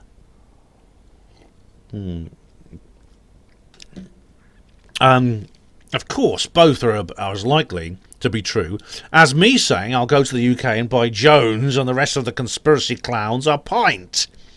Steve, man, Steve. I was looking forward to going to the pub after the lockdown, mate. Right. And Steve Mumbling says, in reply to someone called Watch Him, who I can't see, he's not one of us, poor bastards. Where's my checkbook? Obviously, Steve, I can't see. I don't know who Watch Him is. I can't see the comment, so I don't know why it appears on my channel. If I blocked this person, they wouldn't be able to post. I don't know why. That's a bit weird. One of the foibles of YouTube. We come to a thread. We have a nice long thread here. Steve Mumbling says on US election livestream 3, again, this is a comment made after I did my reply video, to the special reply video. I can't really watch any of this political claptrap. Yeah, but you do, Steve. You watch all my stuff obsessively and devotedly. I'm your favourite hate watch. Did you answer these questions? Okay, here we go. Right, Steve, take note. I'm answering your questions. Do you really think someone who's doing his best to prevent people voting should be in the White House? No, I don't. But who are you talking about? Certainly not President Trump. He's not trying to prevent people voting. If Trump said Roswell was a mogul or similar balloon string, would you accept that? You've already asked it. I've already answered it on another part of this comments video. Don't just say he wouldn't say that. Answer the question. All right, I've answered it. The answer is no, I wouldn't accept it because I'd know he was lying. Roswell was a mogul balloon string, so that's all he could ever say about it. No, it wasn't. And if he said that, then it wouldn't be true. Trump is not the arbiter of truth. Just because Trump says it, it must be so. We have other, the whole issue with Roswell comes from so many different other sources. Can't you just type your answers here? No, I've just explained why not. Oh, Watch Him says something here, which I can't see. Oh, Watch Him, he's not one of us. That's interesting, because, that's a channel that... Watch Him, he's not one of us. Oh, Watch Him is not one of us is actually the name of the... Right, so Steve actually replied to it. So... Poor bastards, where's my checkbook? Right. Now, I saw this person. This person was commenting previously, and I saw their channel. It was a blank channel. It had a basic profile, but there's no uploads, no faves, no subs or anything. And now, for some reason, I can't see this person. Anyway, Steve replies to Watch Him. It's long overdue. I don't know what it is. Trump is trying every dirty trick in the book to hold onto the presidency. How dignified. PMSL. No, he's not. He's not trying dirty tricks. He's trying to save the election by exposing the fraud, as I explained in my video series on this. He's an embarrassment. No, he's not. Perhaps he should just let democracy take its course, as the government of Australia is suggesting. Yeah, well, look, every world leader on earth now has congratulated Joe Biden on becoming the president-elect. Biden's even appeared with this thing behind him saying the office of the president-elect. There's no such thing as an office of the president-elect. But Trump wants democracy to take its course. That's the point. And I know that your Prime Minister, what's their name, congratulated him. Boris congratulated him. Justin Trudeau couldn't wait. Justin Trudeau, the Canadian Prime Minister, was bloody... He was running to the phone to congratulate Biden. They don't want... The reason they congratulated him is because they want to put the message out that Biden is a legitimate president-elect, so that when Trump actually wins his court case and says, no, actually, it's decided that Trump is still the president, everyone will freak out. They'll get massive riots in the street. It's going to be terrible. That's why it's happening. I'm sure other governments around the world will start asking for the same thing. Well, they have, haven't they? But they see they don't want democracy to take its course. They want a fake, fraudulent election to be recognised as legitimate. If there was anything to disclose, quote unquote, that would secure the votes of the tinfoil hat brigade. He would have disclosed it by now. Oh, Steve, it would do more than that. It would do more than that. It would completely turn that entire situation on its head. But you know what? I mean, I discussed this with Steve Bassett. Steve believes this is a tightly controlled process that can only be done in a certain way. But I always said, I actually wrote to Trump and I said, look, just tell everyone about the aliens. It's probably the best thing to do. But he's obviously made the decision not to do it. I don't know why, but does he know what he's done? What he's doing? Does he understand? Maybe he's decided to do it at a different time. I don't know. Maybe he will do it if all hell breaks loose in the courts. I don't know. We'll see, won't we? That'll be on a future video. It seems the world of conspiracy is crumbling. No, it's not. Sure, we're affected by the lockdown like everyone else, but we're not crumbling. Miles Johnston is regurgitating drivel from years ago. I haven't checked all of Miles's uploads, but Miles sometimes repeats certain points. He brings on repeat guests. He's had me on the show about 4 or 5 times or more. It's not regurgitating drivel. He does address current affairs too. Richard D. Hall has given up. I don't think he has, actually. His channel, if you check his website, it's still there. He hasn't made any videos for a while, but it could be he's in production right now, because he tends to spend a lot of time just working on videos, and then he brings them out in a series. So I don't think he's given up. There's no reason to think he's given up at all. So has Joe from the Carolinas. Oh, Joe from the who's Joe? So I was looking at this. Hang on, Joe from the Carolinas.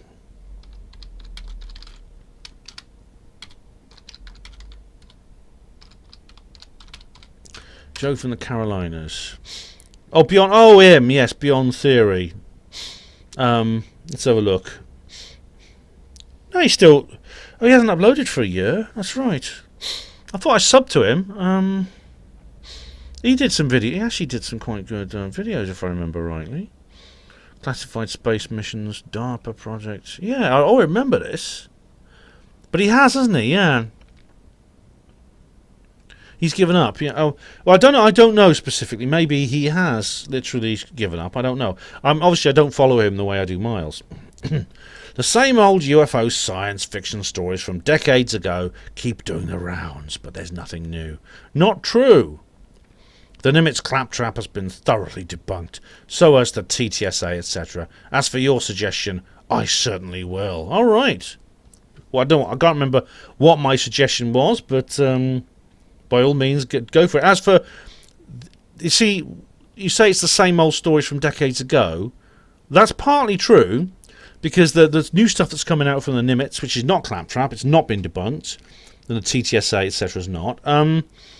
It's kind of similar to what people have been reporting for a very long time. People like Milton Torres, people like Parvez Jafari, people like the RAF pilots in World War II. Back in 1942, actually, this first came out. They reported seeing what they called Foo Fighters. And what they describe is basically what appears in these videos, in this footage. And so in a sense, we are bringing up things that have been said before. The difference is we have evidence now. We have evidence when previously we only had eyewitness testimony from the pilots. Now we have videotaped evidence. So it's not, certainly this is new. That is new. The actual claim is not new, but the evidential weight is now changed. So yeah, you're completely wrong when you say it's just crumbling, it's just the same old science fiction story. It's not true. And David Smith says, Steve Mumbling, remember all the armed demonstrations when Hillary lost? No, neither do I. Well, there was not armed demonstrators, but there were riots when Hillary lost. And yet the conspiraloons insist it's the evil left who are part of some NWO. Hang on, they're not. If you mean like the Antifa and these stupid kids who dress up in black and throw things around on the street, they're not part of the New World Order. They're just the brainwashed shock troops. But I mean, the Democratic Party is being used as the main tool of the New World Order in the US at the moment. Absolutely amazing. It looks like some politicians will try exploiting the gullible among us for some time to come. Well, some do, don't they? I mean, Joe Biden is. Kamala Harris is. I'm sure they don't care if violence or harm occurs. No, they don't. No, they don't, these people. And Trump is not one of them. He does care. He's not exploiting the gullible. And when it does, Ben and people like him will blame the fictional New World Order for it all. I think you'll find that I didn't blame for it all. What I did was, to be accurate, I did blame the New World Order partly because I said that it was organised. Essentially, the level of violence was enormous. It was obviously planned. The riots were planned for the time they were. They wanted riots to break out at the time they did, but as they said in RoboCop, well, we just have to wait until some poor schmuck volunteers. And George Floyd was the one who volunteered. That was what they were looking for to launch their project. So, all right, yes, I do blame this New World Order. It's not fictional; it's real.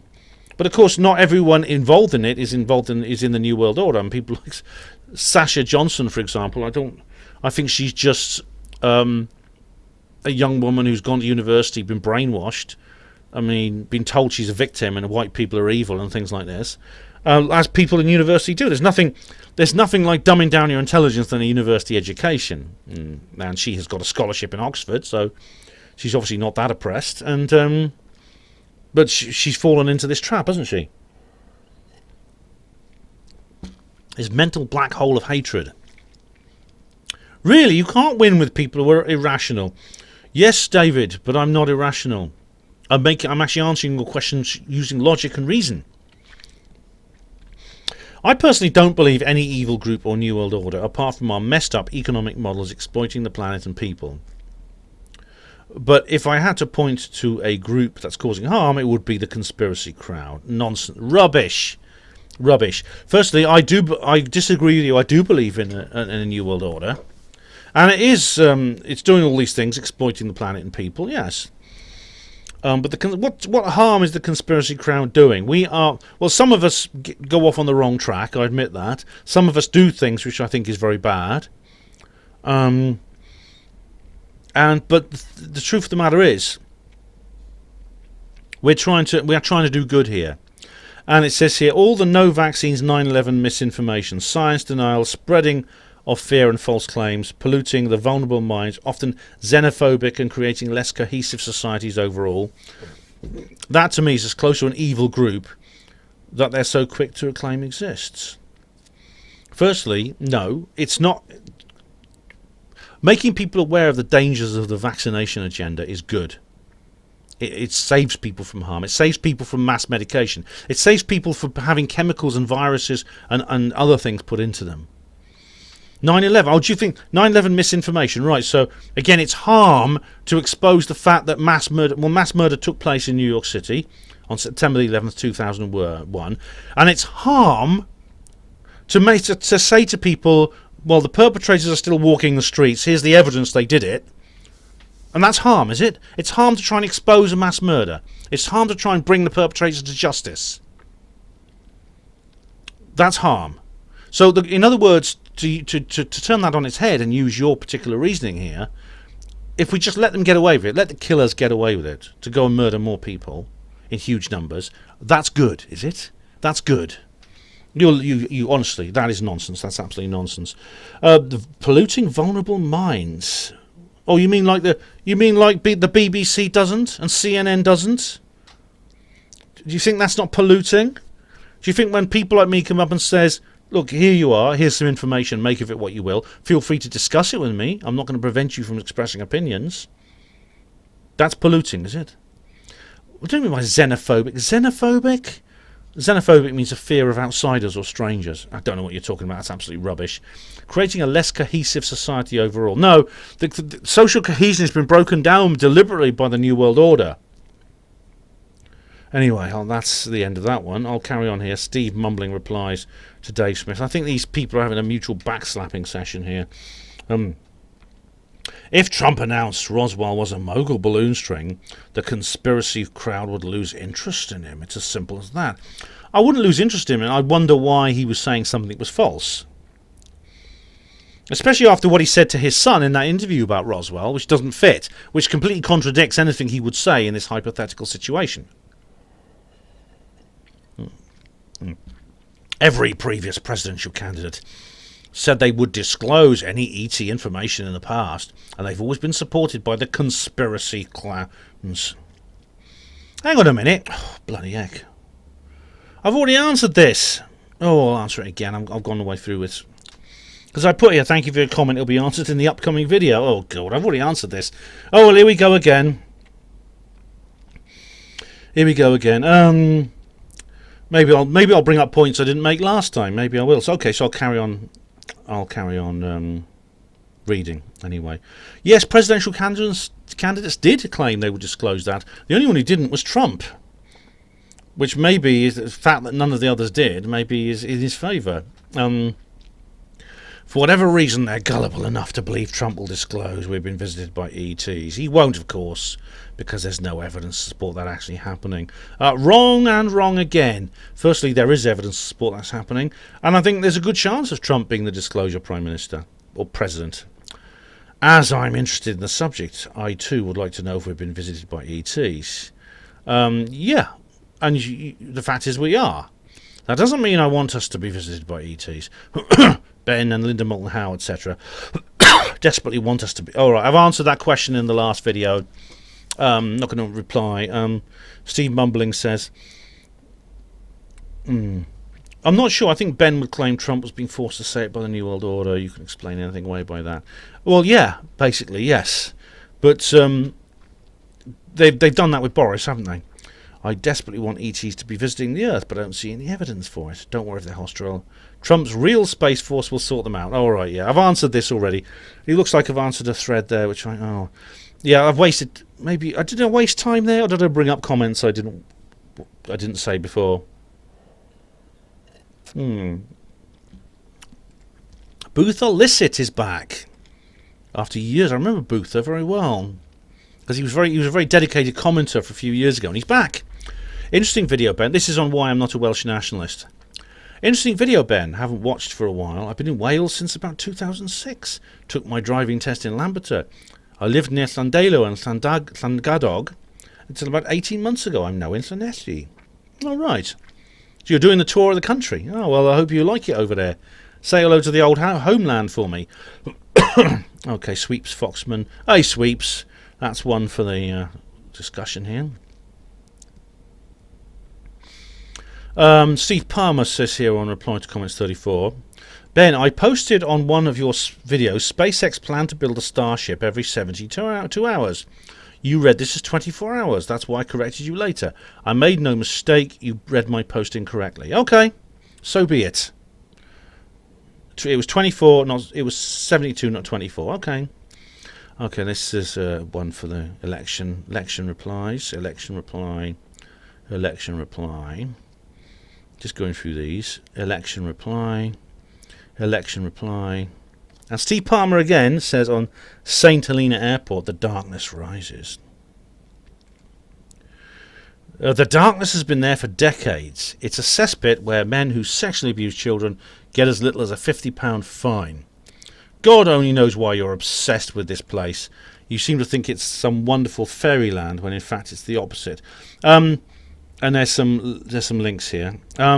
I explain exactly why I'm focusing on the St Helena Airport issue. I don't pretend that extra Illuminati societies are paradises. I've never pretended that. I know that the pre-Illuminati world was not some... There's a link here. What's this? Oh, this is... Oh, St Helena child abuse. Yeah, I've seen this. Yeah, I've seen this. Thanks very much. Thank you for that, Steve. I have seen that. This is Daily Mail Online. St Helena is rife with child abuse, domestic violence and sexual exploitation. St Helena child abuse. Foreign Office was warned British Island couldn't cope 12 years ago. Secret report reveals endemic child abuse on St Helena. Right you are. I don't know what you want me to say, Steve, but obviously this is not something. This is something I would like to see stamped out. I don't know what you mean about me thinking it's some wonderful fairyland. What I actually to be precise, what I actually said was that this was a place which had a unique culture because it was not accessible from the Illuminati occupied society in the way that most other places are, because it was literally a 1 week journey by ship to get there. There was no way you could land an aircraft there. Now I never said St Helena was some Garden of Eden before the snake came into it in the form of the airport and destroyed it. I never said that.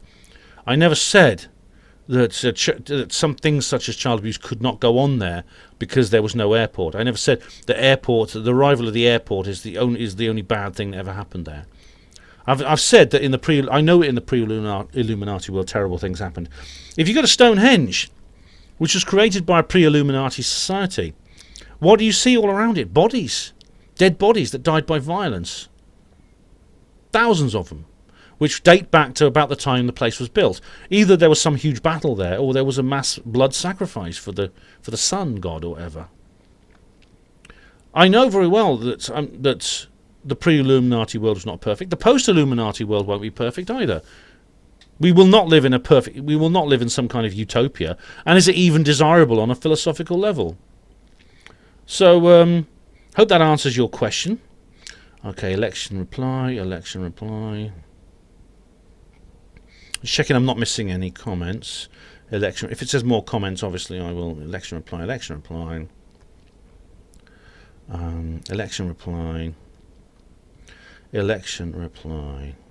Oh, more replies. Okay, right. Oh, I click show more replies and nothing appears. Okay, so I'll leave that as... Oh, what's happening now? It's kind of like... it's kind of... Oh, dear, I'm going to have to refresh the damn... How am I doing for time? I might have to come back to that one. I've got 11 minutes remaining. I might have to come back to this particular thread because it needs refreshing. But anyway, I replied to it as far as... I'll tell you what I'll do. I'll go to the actual video itself. Now, this is the thread called Trump's second term so funny. All right, so what I'll do is I'll go to that actual... hang on, here we go. So which video was it on? Post-election live stream. Post-US election live stream.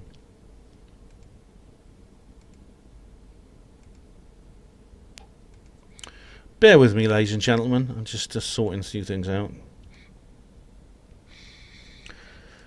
Okay, so just open that. They got rid of that. Let's have a look what we have here. It's from TK. Here we go. 10 replies. Let's have a look. Blah blah blah. Show more replies. Oh, there are no. It just it clicks show more replies, and there are none. All right, that's sorted that out. Well, that's okay. I'll just go straight on to the next thread. Show more replies, and it is. Oh, here we go. Oh, there are some more. Great, that's more like it. Rex Makepeace says in reply to Steve mumbling, "It tells you one thing: politics isn't working." Politics is not working right now. But why is that? Why is it that, you know, many of these things we associate with peaceful Western society, the rule of law, free speech, and a working democratic political system, are breaking down? Why is that? And the answer is, well, is it Trump's fault, or is it being broken down by outside forces that have nothing to do with Trump? Steve Mumbling says in reply to here, it works as well as it can. It's just one lunatic that lives in cloud cuckoo land that's trying to upset the process. Oh, right, talking about Trump here. He won't succeed. Apparently, he's been talking about running again in 2024 behind the scenes. Citation needed, Steve. But I think he will succeed. I think he's got a very good chance. And whatever happens, a cause has happened here which is going to have an effect. What was done in this election is going to have an effect. Should Biden end up being inaugurated on the 20th of January, which I think is very unlikely, he will get very little done. He will always be tainted as the president who stole the election. And everyone knows it deep down. I mean, of course, there are those who just don't care. People in the Democratic establishment, they know it and don't care. But there are many, many other people in the middle who will look at this, especially when some 9/11 type false flag happens and the troops are sent off to some godforsaken part of the world again for another foreign war. They're going to say, hang on a minute, we didn't want this. Why didn't we vote for Trump? Why did we let him get away with the fraud? Why didn't we say anything about the electoral fraud? Steve goes on, this shows how completely detached he really is. Detached? He's been saying this for months, Steve. He's been preparing for it for months. He has methodically worked out his defence already. That's not detached. No one will want to go through all this nonsense a second time. No Trump will ever get in there again. It also shows he knows his legal challenges will fail. Well, I've not heard anything formal about him saying he's planning to run again in 2024. If he gets his second term, he won't be able to anyway, because he's going to do 2 consecutive terms. But and he's also saying quite publicly, not behind the scenes, he's saying publicly he's going to get a second term. So I don't know what you mean. I mean, if he's saying one thing publicly and other things behind the scenes, well, citation needed. Okay, it's a long thread, and that's I think that's over. Is that the whole thread? Just want to check I'm on the same thread. Yes, I am.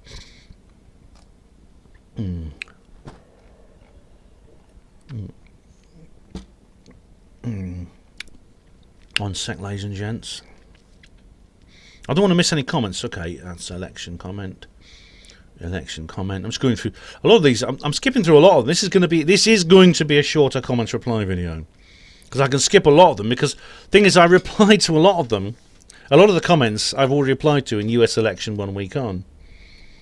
Okay, so that's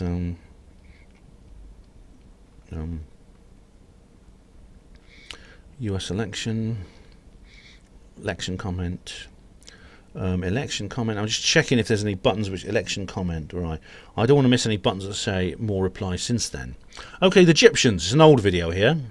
And we have Cronenberg 73 making gaming fun. Hello, Cronenberg. I fancy a pint of you right now. It's like when he or she says here, it's like when you visit places and tell us about them. In this one, I, for one, have never actually seen a start of a canal. And it was a nice walk looking at the houseboats. Oh, thanks, Cronenberg. I'm glad you enjoyed that particular video. Okay, election comment. And we have election comment, but we have Steve Mumbling adding underneath. Thanks for letting me know, Ben, but I doubt I'll watch it. I'm not really interested in politics in general, and Trump in particular. A typed response to my comments, or at least a couple of comments, would be appreciated. Trump is no longer in the news here in Oz. Okay, well, like I said, a typed comment is... I can't do typed comments to you, Steve. I'll do a typed comment on your channel, right? I'll in reply to your particular video, all right? In one of the shorter ones, okay? I'll do that. But, you know, I've explained why I don't have time to write comments out to you. It's just I literally don't have the hours in the day. And to give you a proper reply, it's better to do these comments reply videos. But if you're not really interested in politics, in Trump, well, you should be. I mean, the thing is, if you're not, then things will go on without you knowing and without you doing anything about it. But you feel for you're quite happy to comment on my videos on politics, which does mean you have some interest in it. Election comment. Oh, we have right, tankies versus centrists with Rin Michaelis. Ed Kaler says, Ayn Rand, Ben. She was nothing more than a commie tiny hat infiltrator. What? I refer to Ayn Rand in this video, the author and philosopher. A commie. She was actually she's the ultimate free market kind of libertarian anarchist. I know what you mean by commie. She's the opposite of communist. She's one of the harshest critics of the Soviet system that's ever existed. Tiny hat? What do you mean tiny hat? Infiltrator? I don't know what you mean by infiltrator. She was a Russian who moved to the United States and lived there the rest of her life. But tiny hat? What do you mean by tiny hat? I don't think she wore a hat. She was a woman. Women didn't wear hats much in those days. And we have US election 1 week on. Stus Page of Goo says, you called it better than any other commentator, Ben. Better than the journalists, pundits, networks, and all the tubers. Well done, man. Oh, thank you, Stus Page of Goo. Much appreciated. You're getting a love heart for that. So many thanks for that. And we have a thread here, and it's on the election 1 week on. Dazza Star. Hi, Dazza. How are you? The world needs reform in terms of the press. They think they own the planet. How in hell have they pulled a vaccine out of their arse when the best practiced early vaccine date was 2 years from now? Even Gates' earliest date was 2 years. It's all planned. They must think we are total morons buying any of the crap. Yeah. Reform. The world needs reform of the press. I think it needs a revolution in the press. The press is beyond disgraceful right now. It's professional lying and propaganda. And this thing, people should be asking relevant questions about the vaccine. How it's suddenly emerged now, 2 days after the election, so early. I know they've been putting a lot of resources into it, but you know all this stuff. Oh, it's 90% effective. We've tested it. How do they know? As you said, even Gates said 2 years from now. The good news is, if you go onto the videos where this sort of stuff is talked about from the mainstream, loads of dislikes. I mean, the thumbs down are like 80-90% versus the thumbs up, so that's good. It means, as you said, it says here, it's all planned, that they must think we're total morons buying any of the crap. It seems that they don't. If you go by these YouTube thumbs, they don't. Alex Ritchie said the majority are buying it. Well, I don't know how you judge that, Alex. If you go by like mainstream pundits, yes, they all buy it. The people they bring onto their shows buy it. But look at the YouTube comments. Look at the YouTube thumbs down. There is true resistance to this. There really is. BZ Garson says here, 2 years or so was the initial estimate at the beginning of the year. That's right, I remember that, BZ, yeah. Since February, billions of dollars has been spent on research, and thousands of scientists around the world have been working 24/7 on different vaccines. The effort is unprecedented. They are still to be approved by the safety regulators. Hardly pulling a vaccine out of their arse, is it? Unless you're an anti-vaxxer and you know something we don't. Well, I think the last question answers itself. Yes, we are, and we do. But yes, of course, this has been one of the most heavily funded and heavily, focused and supported vaccine development processes in history. However, it's not like vaccine development has never ever had any proper resources before. Vaccines have always been prioritized by governments. Vaccines have always been very, very lucrative by pharmaceutical industries. And vaccines have always had money that they need to develop. It is an unprecedented effort, but it's not like vaccine manufacturers have ever had to struggle, is it? Yet it still takes them 2 years plus. Why suddenly is it taking less time? That's a legitimate question. That's the point. I mean, again, approved by the safety regulators, things like that. I mean, there's never been this has always happened, yet it's taken 2 years.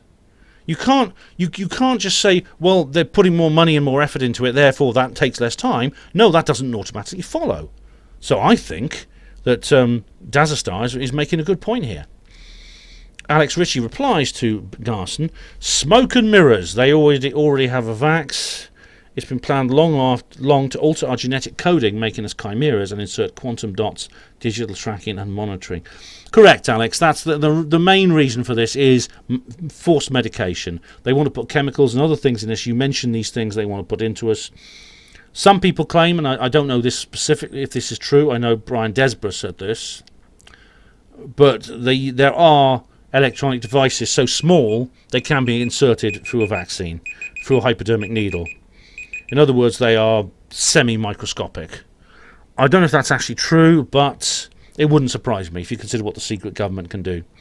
Okay, guys, well, believe it or not, we're 3/4 of the way through, and it's the end of the second hour, so back in a minute.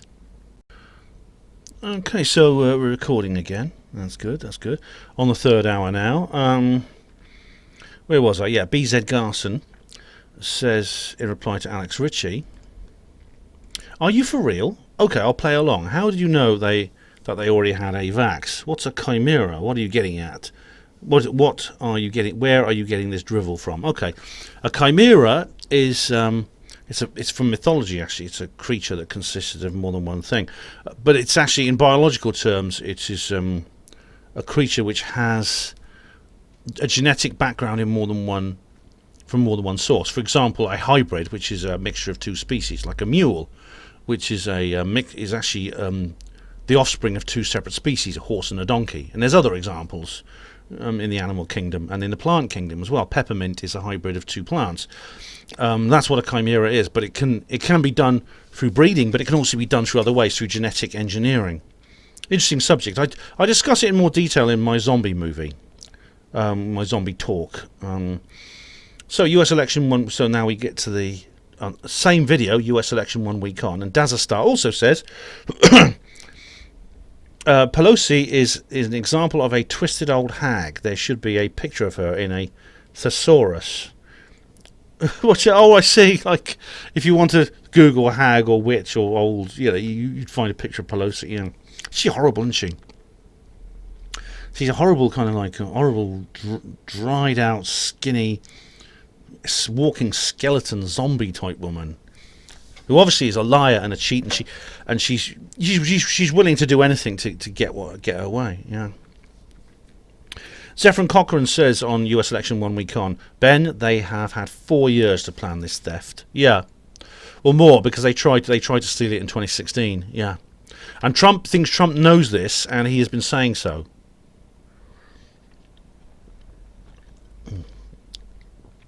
He's been warning us about it. Trump has been planning for this ever since he got into the White House. Oh, damn it! I forgot to start the bloody stopwatch again. Sorry, these are. Come on, Ben, get your act together. Right. Oh.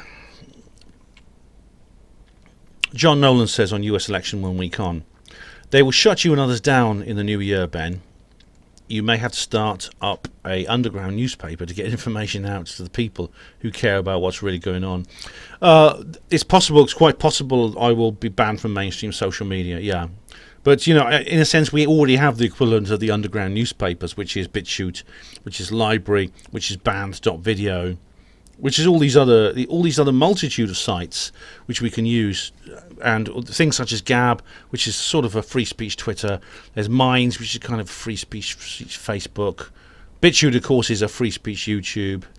And there's OnStellar. There's lots of others. So that's where I'll be, as I've explained in videos many times. If for any reason I disappear from my mainstream social media platform is deleted, that's where you'll find me. I'm not going to go away, definitely not. David Splendid Isolation says, fortunately, the internet is still free for as long as it lasts. Yeah. David says, I have to pay £42.45 a month for mine. Oh, blimey, yeah, you have a tariff, of course, a broadband tariff. But, you see, people often talk about shutting off the internet. You can't actually shut off the internet. You'd have to uninvent the computer and wires. They're always, it's too late now. What you can do is you can bring out protocols that prevent people using certain features of it. But you can't ban people from using computers in some kind of network. It can't be done. You literally have to stop people. You stop people using computers and stop people using wires. And if that happens, well, you'd be cutting off your nose to spite your face if you're in the Illuminati. John Nolan says on US election 1 week on, Richard D. Hall knows everything, Ben. Believe none of what you hear, only half of what you see. No, he doesn't. He doesn't. He's good, actually. He's a good guy. He's one of the best people in the business, actually. But he makes mistakes. He hates people pointing it out. And he's been very angry with me, I think, for doing it. But he makes mistakes. Yeah.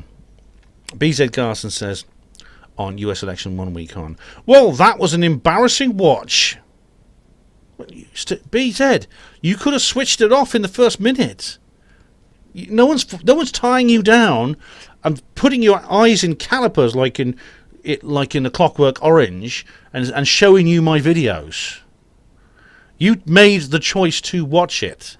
You made the choice to be embarrassed. It's not my fault. If you don't like it, don't watch it. And he carries on. Do us all a favour.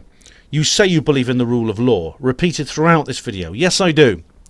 When the US courts have dealt with all the lawsuits, will you accept their verdicts and promise to never mention Trump's electoral defeat and publicly pronounce that Biden won fair and square? Also, saying the courts were in on it doesn't count. Okay, well, firstly, if the lawsuits are conducted properly and the verdicts are proper ones, done through a proper court of law, based on and all the evidence that I talk about in this series of videos is explained. If all the evidence is explained, yes, that's your answer. Okay? I'll admit I was wrong. But I don't think that's going to happen. And also saying the courts were in on it doesn't count. Well, it depends if there's evidence the courts were in on it or not, okay? I don't think they are, actually, because thanks to Ruth Bader Ginsburg falling off the perch at just the right time, Trump has put in an important ally, Judge Amy Coney Barrett. Amy Conan, is it Cohen Barrett or Conan Barrett? But he's got an important ally now, which basically means the courts are very much weighed in his favour. The Supreme Court of the United States is very much weighed in his favour. Look, the thing about it is you've got to realise, BZ, is one of the first, if and when, I think more likely when than if, Trump wins this case and he remains president, and Biden is basically not the president-elect anymore, and he's announced he loses, the first thing Trump's going to have to do is he's going to call an emergency election. He has to do that. I mean, I'm not certain. I mean, obviously US constitutional lawyers might disagree. As I said, I'm just judging by what I know about politics, is that he will have to call an emergency election immediately. And this election will be conducted properly because it will be under his supervision. And the points that he made, the fraud will have been exposed. If he loses that, I swear you will not hear a word out of me. I promise. US election 1 week on. And Charles Unleashed says Trump demanded a recount. At the same time, he's also demanded a cheeseburger. All right. Well, Charles, I thought he was a cheeseburger, is he? Surely he's an upgrade from the normal hamburger with legs, isn't he? Surely he's at least maybe a KFC special. Sorenable says on US election 1 week on, thanks, Ben. Hey, you're welcome, Sorenable. Glad you enjoyed it. Nice to hear from you again.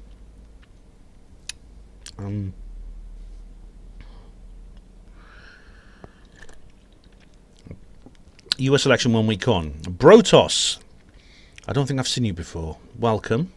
Brotos says Trump is a liar. So much question mark. So much for that then. Yeah, but he's not, is he, Brotos? I mean, I don't know whose side you're on here and what your point is exactly. But he's not. It's the other side that are lying and he's exposing it. Lloyd Birchall. Hello, Lloyd. Biden, with his dementia, I think you mean dementia, before the election, let it out that he had a massive fraud team behind him. He did, didn't he? He said, we got the best electoral fraud system in the world, or something like that. But he let it out, and basically people have put it down to a Freudian slip. People think, oh, what he meant to say was, we've got the best electoral fraud policing team, or something like that. But you know what they say about Freudian slips? It reveals the truth, doesn't it? Yes, definitely a Freudian slip. Unbelievable the way the media have behaved, believed the lies and bias of. Yeah, they're totally and utterly 100% behind this bull crap. They really are. He got more votes than Obama. They're right. Yeah. It's incredible when you think about it, when the US is notoriously split down the middle in terms of its politics, and you always get like quite low turnouts. And the one guy to break it is really Super Biden, isn't it? It's like Jim Carrey, you know, when he did that sketch with Robert De Niro. He runs out and he's like cheering and he mimes shooting a gun and things like that. This is Super Biden. Yeah, faster than a speeding bullet. I don't buy it either. Lloyd carries on. The mainstream media is not fit for purpose. No, it's not, unless its purpose is brainwashing people and feeding them crap which they believe. This is Agenda 2030 on steroids. Yeah, world becoming more communist every day. That is exactly it. You see that the people at Davos, the World Economic Forum, as it's called, old Klaus Schwab or whatever his name is. He sits there saying, "We have ways and means of creating a world in which people own nothing and they will be happy." He sounds like some little fat bald Hitler, doesn't he? Oh, Jesus! It's horrible. We will build back better. It's funny, like the Davos is using the same slogan that bloody Biden uses: "Build back better." Dave Cullen, Computing Forever, he's just done a really good video about this. It's called. It's got a very white pill title: "Why We Will Win and They Will Lose." And it's like it's really interesting. I'm only halfway through it, but it's a really interesting video. I'll definitely, when I finish recording this, I'll definitely go and watch the rest. But it's not going to work. We will win, they will lose. Lloyd Birchall says on US election 1 week on, the media never decide the result of an election. That's not the way it's done. All the globalists sending their praises. At least Putin hasn't, because it's not official. So Biden and his vice president will be Chinese puppets, I feel. Yes, I was very pleased to see that Vladimir Putin is not joining in with his clamouring rancor, or this clamouring lauding and praising, and they're running up to fall at his feet and saying, "Mr. Vice President, Mr. President-elect, Madam Vice President-elect, we worship you. We are Boris and all the Australian PM and all the others are coming. Oh, it's so wonderful. We congratulate you. You've won this election." They're all doing that, aren't they? To try and hammer home the message. It's real. Boris is not fooled. Trump has not stolen this election. It's real, yeah. But Putin has kept quiet, which is very good. Putin is one of the few statesmen on earth I feel any sense of respect for, quite frankly. And I hope at some point he's going to come out behind Trump. Now, it's good that the GOP, the party, are actually coming out behind him, as I said in this video. We've got to the chairman of the Republican National Convention is actually saying they're going to back the president up. We actually have a Department of Justice investigation now. It's picking up now. It's looking serious. BZ Garson says, "Calm down. It's a convention, not a law, that dates back decades. Nobody's saying it's legally binding." Well, you'd think they were. BZ, the way they're going on about it. The Electoral College votes will be formally ratified in early December. The networks usually call it right. Yeah, what's actually going to happen is the Electoral College meets on the 15th of December, BZ. And that's when they announce who the next president's going to be. They actually decide, the Electoral College. Now, they don't have to go along with the results of the election. You get like faithless electors who refuse to vote, as in the way that the electorate actually decides. So the election itself is not legally binding either. Nor is the decision of the courts. I mean, the thing is, this is a point. I mean, I think Trump's going to win the court case, but even then, it's the Electoral College that decide. So it could be that enough of them will become faithless, so as not to put Joe Biden in. Definitely, it's funny, that the Democrats are they're actually calling for a constitutional amendment regarding the Electoral College. I think they can see trouble coming. Same video, Steve mumbling, "Trump has fired the director of the FBI because he couldn't find evidence of voting fraud, PMSL. He's fucked in the head." I think that what's happened is Sidney Powell is now head of the FBI. Now, that's interesting that Trump has replaced, but I don't think it's because the thing is the FBI director has always been, the one he had before has always been a bit dodgy. I remember when it came to the impeachment, he was not on side with Trump. But Sidney Powell, who's a woman, incidentally, despite the name, she is she basically defended what's his name? Former SecDef. What's his bloody name? And I'm not the person I'm talking about. General Myers. She defended General Myers, and now she's head of the FBI. I think Trump has appointed her for this very purpose, to investigate this. Funnily enough, he's replaced the Secretary of Defense as well. He's done a bit of a reshuffle, actually, which means he's preparing for action. And we have now on the same video, US election 1 week on. And Steve Mumbling says, do another video, Ben, and tell us what you would be saying if Biden was the sitting president with 214 who refused to concede and Trump was the president-elect with 290. He goes on, would you be saying that all of Trump's postal votes were fake? Trump is clearly showing he's not worthy for the position he holds. Anyone with an IQ bigger than their shoe size can see that. He's an embarrassment. If he strings this out until January the 20th, Nancy Pelosi will become the acting president. She will go to the White House and shove her umbrella up his arse and then open it. There will never be another Trump in the White House. No one will want to go through all this crybaby nonsense again. All right. First of all, what I would say, if Trump had tried to unseat Biden, and the situations were reversed, it would depend on the evidence. I am biased, of course. I am not impartial. I am partisan in this issue, but I hope I would be fair enough to look at the evidence and see if it were true. And if it wasn't, if the evidence indicated there was electoral fraud on Trump's part, I think I would be honest enough. I flatter myself that I'm honest enough to say so and say, look, I'm not going to go along with this because it's not fair. And Nancy Pelosi will not become the acting president on the 20th of January. What will happen is she as the Speaker of the House, she's the one who inaugurates the new president. What will happen? What will happen if Trump is relieved is that, in terms of line of succession, if, for example, Trump is relieved before then, Mike Pence becomes the president. If he's relieved, then it's the president of the Senate who takes over. This is the line of succession. It's only been used a couple of times. For example, when Kennedy was shot, Vice President Johnson became President Lyndon Johnson. But it's there's also been times when the vice president has had to act as president temporarily. For example, I think when Ronald Reagan was having his operation in hospital, who was it? Bush was the vice president, wasn't it? He had to become president for like 3 days. And so he was given the powers of president for 3 days or something like that. But Pelosi won't have anything to do with it. What they can do, obviously, is like this could come to an issue of force, in which case the FBI or the police or the Washington D.C. Marshals, I don't know who it is, will have to maybe escort Trump from the White House by force. There's lots of memes about this. It's very pathetic, I think.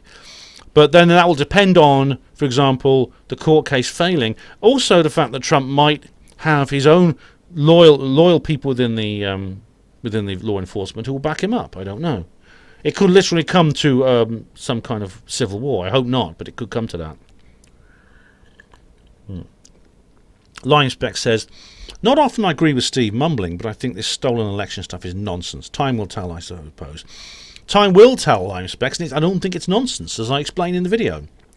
BZ says, on January the 20th, 2021, Trump will become an abnormal, in brackets, normal citizen. He will then be trespassing on the White House property and be dragged away by the Secret Service. That's the Secret Service, that's it. Then Biden and Harris will be sworn in. Technically, that's correct. But, you know, BZ, you're not taking into account of the fact that this is not... That's in a normal situation. If the president refuses to leave, the Secret Service can escort them out. But that is dependent on this being a normal election without any suspicious elements. That's what it is dependent on. Let's not forget that Hillary Clinton actually told Joe Biden not to concede the election. She told him that, but she says, regardless of what happens, do not concede the election. We also have Nancy Pelosi saying that she would inaugurate Joe Biden into the presidency on on the 20th of January next year, regardless of what happened in the election. This is before the election.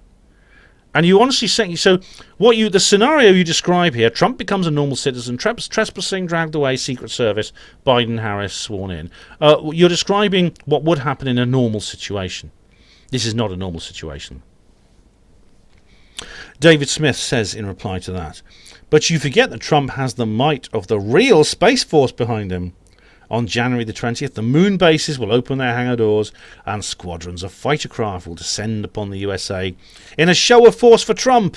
Of course, if this doesn't happen, then it's because the New World Order somehow stopped it. Hate it when they do that.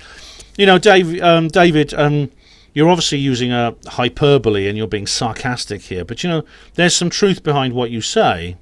But it's not necessarily the Space Force, but it could be that there are loyal members. There is a loyal institution within the armed forces, as QAnon has always claimed, that would take action if necessary. So it wouldn't be moon bases or anything like that. It could simply be someone in the country, you know. Charles Unleashed says, so reading between the lines, Steve, I believe you are saying that is absolute rubbish. Steve Mumbling says, in reply to watch him who I can't see, another JTM alias. Of course I'm right. I'm always right. It's a curse. You think you're always right, Steve. So JTM is James Tilly Matthews, is it? So is Watch Him, He's Not One of Us another James Tilly Matthews? I don't know, because James, normally I can see James's posts, so I don't know why that is. And Steve Mumbling says, they must have been busy, to Dave Smith. And he also says to Charles, sorry, Charles, I'll try and make it more obvious in future. And in reply to Watch Him, I wonder why Ben didn't try to convince Bassett the Space Force was really fighting aliens, lol. Well, you know, I did bring it up in my interview with Steve, actually. And maybe I'll talk about that in more detail when we come on to that.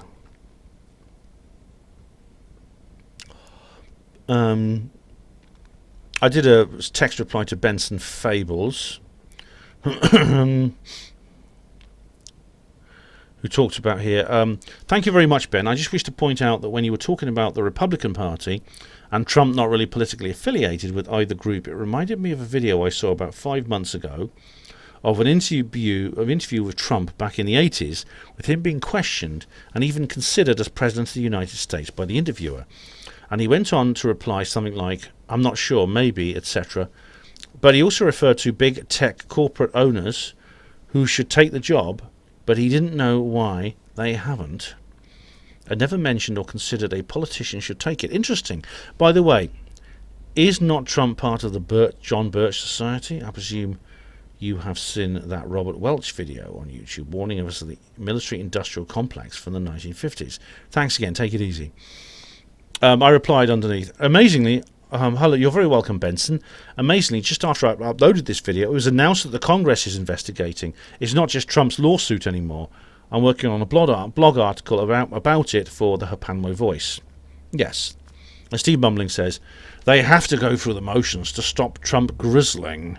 They'll find nothing wrong and he'll have nowhere to go from there. They will all know that.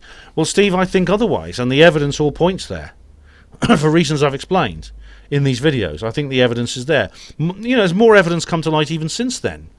You know, there's this analysis from the Enron scandal, which was completely circumstantial and statistical, but it was evidence enough to be submitted to court. Sargon of Akkad just did a video about it. It was very good.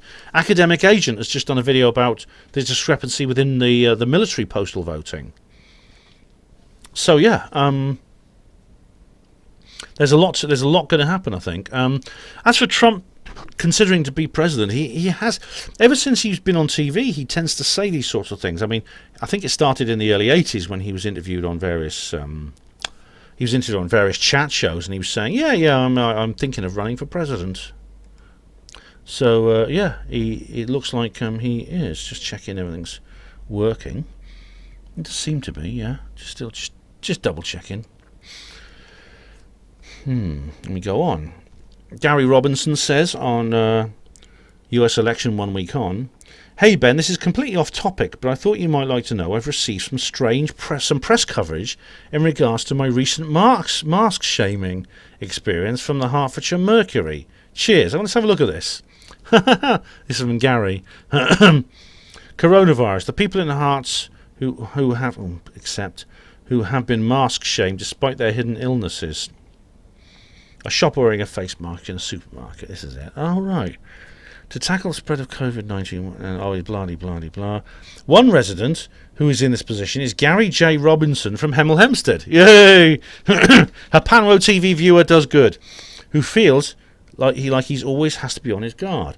After dropping his daughter off at school one day, he popped into his local Tesco at Grove Hill, Hemel Hempstead, where a random shopper was trailing him. Oh, there's Gary. I see a picture of him. He looks very cool. He looks kind of like a kind of Midge-Ure. He looks like Midge-Ure. Do you remember from Ultravox? Gary says, I feel I have to be on guard relentlessly. I refuse to walk around looking at the floor in case someone wants to give me a hard time. Gary continued, the shopper stood in front of me and blocked my path, giving me a lecture on how I was a danger to him and everyone else. After reminding the man that some people are exempt, he demanded to see Gary's exemption card. However, Gary replied, saying the only time he's replied to... this is basically what Gary said in his comments here. Mr. Robinson suffers from visual migraines as a result of hypoxia, a deficiency in the amount of oxygen reaching the tissues. This means he gets temporary blindness and very frightening visual distortions. He added, I've had to adopt a mindset of being prepared to take S word from people. All right, there's somebody else here. Someone saw Sajid Haider wearing a visor. Right. Gary, well done for getting in the old... for getting in there. Getting your name out there. And I wish you luck with it. I really do. So, nice one. It says third hour, yeah. Amazing we're still in the third hour, and I'm like more than 3/4 of the way through. I think this may turn out to be the shortest comments reply video ever. Fenlander69 says on US election 1 week on, Trump should accept defeat and act like a man. What a dick. No, he shouldn't, Fenlander. He shouldn't accept defeat. Why should he accept defeat when he's been removed from office by electoral fraud, or as an attempt to remove him from office by electoral fraud? I mean, to give you an example of how dishonest the BBC are, right, just give you an example here. Let me just find the tweet. There's a big news headlines yesterday saying Trump concedes. Trump has conceded for the election. This actually came up on Mindset Podcast in the middle we were recording it. Oh, where is it? Just scroll down. There's lots of pictures of the rallies. Bloody blah. Yep, he goes. This is. Oh, he may have deleted the tweet. I don't know. I shouldn't do. But apparently, the news have been going crazy, going all about this. Oh, Trump has conceded. Trump has conceded. He's admitted Biden won. That's it. It's all over. He's conceded. Oh, he deleted the tweet. Oh, wait, no, here it is. November the 15th. Donald J. Trump. Oh, that's Biden. He won the election. This is what. So, basically, the mainstream media have taken this. He won. They've taken those two words. He won. And they said, there, Trump concedes. But let's read the whole tweet. He won because the election was rigged, no vote watchers or observers allowed, vote tabulated by a radical left privately owned company, Dominion, with a bad reputation and bum equipment that couldn't even qualify for Texas, which I won by a lot, and the fake and silent media and more. That's not a concession. And in fact, he says he clarifies further up. He says more tweets saying, no, I do not concede. I concede nothing. I won the fair and square. He says, rigged election, we will win. Only in the eyes of the fake media, I concede nothing. This is an absolute example of the kind of distortion we have to deal with. So when you say here he should accept defeat and act like a man, what a dick, you don't know what you're talking about. Fenlander says on the same video here, Ben, I think you're deluded on this. There will be no evidence. Trump will go with his tail between his legs. Nothing will happen. then what will be your excuse? What will your excuses be for this? You have no evidence on what you're saying. Well, Fenlander, yes, I do. There is evidence. I don't think Trump will go with his tail between his legs because I think he'll win. What happens then? Look, I don't know the future. There's no guarantees, but everything at the moment points towards him winning. This is a cause that will not go away without an effect. What's done, this fake election, is going to endure. It's going to have an effect. What will I... As for excuses, I won't make excuses. I'll be honest with what happens. That I promise you. Diego Rivera says on US election 1 week on, Pompeo says Trump has won. It's good to see the party standing up for him. It really is. Even Ted Cruz, who was like his rival in the primaries in 2015, yeah. Steve Mumling says, does he also believe the Queen of England is a shape-shifting lizard from outer space? I don't know. You'll have to ask him. And Charles Unleashed says underneath to Steve, Pompeo's onto us, is he? I'll have to deal with him. Yeah. And Charles says, yes, please, Charles, the sooner the better. Oh, right, so Charles, you're going to have to do your might. You'll have to deal with him, man. You'll have to deal with him.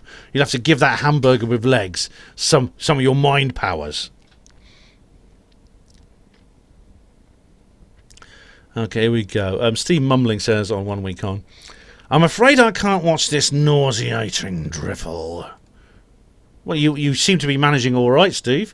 You seem to be quite capable of doing so. Did he answer my question? If Trump announced Roswell was a mogul or similar balloon string, would he accept that? If so, does anyone have a timestamp? How about a simple typed answer, Ben? All right. Yes, I did. Several times now I've answered that. You have a timestamp already. It's in this video that I'm recording right now. David Smith says, I do appreciate the time and dedication he takes to answer us in videos. Well, thank you, David. But I do wish he'd engage in some written comments now and again. I don't always have even an hour to spare to listen for a reply, so I'm a little lost to any of the replies he's made to my comments for the past few weeks. It is fun making the comments and reading through others though, and I still see Ben as very likeable. Well, thanks, David. But you say you don't have an hour to spare to watch one my videos, even an hour of this video. But do you think I have time to engage in written comments with everybody? I have actually engaged in written comments with a few people this year, and guess what? This particular cycle, and guess what? People have been posting replies saying, "Why don't you reply to me? Why don't you reply to me with text? You can reply to text. Why don't you reply to me?" And see, we go down this so that before you know it, I'll be replying to everyone with texts, and I'll be doing nothing else. I've explained to you why I can't do that, honestly. Steve Mumbling, he won't answer the real questions because his fantasy world would disappear in front of his eyes. Well, Steve, firstly, it's not a fantasy world. Secondly, I have answered your questions. So, well, basically, that whole fantasy world argument then defeats itself, doesn't it? It's not a fantasy. Dave Smith says, Steve, mumbling, I watched a little over half. He replies, but his answers don't really contain anything amounting to evidence, just more claims and denial of evidence against his beliefs disguised as questions. Really? I mean, all right, Steve, all right, David, if I missed anything out, then I'm sorry. This video, I do answer the questions in full. I explain why I think the mogul balloon is not real, is not the actual Roswell incident. So I hope that actually qualifies. Does that actually do the trick? Skeptical of everything apart from what he already believes. That's what, Jim? Why is that? I'm skeptical. I'm trying to be objective. Everybody has biases. Everyone is partisan. Okay, but I'm doing my best to try and test my own beliefs. I'm a member of Oxford Skeptics in the pub, for goodness sake. I spent so much time debating with skeptics. It's unbelievable. I still stand by him being overall decent. Oh, thank you. Just with some conspiraloon beliefs. Well, that's something, isn't it, David? At least you realise that. I'd quite happily sit down and chat with him because he doesn't go full crazy like so many others. Oh, well, if ever we meet up, David, feel free, because I don't actually. I mean, I'm quite happy to sit down and discuss something with the most hardened skeptic. So long as their conduct is okay, that's fine. I mean, I've been debating with Chris Reinert of the Mindset podcast on Twitter about this. We did a podcast for yesterday, which was perfectly civil.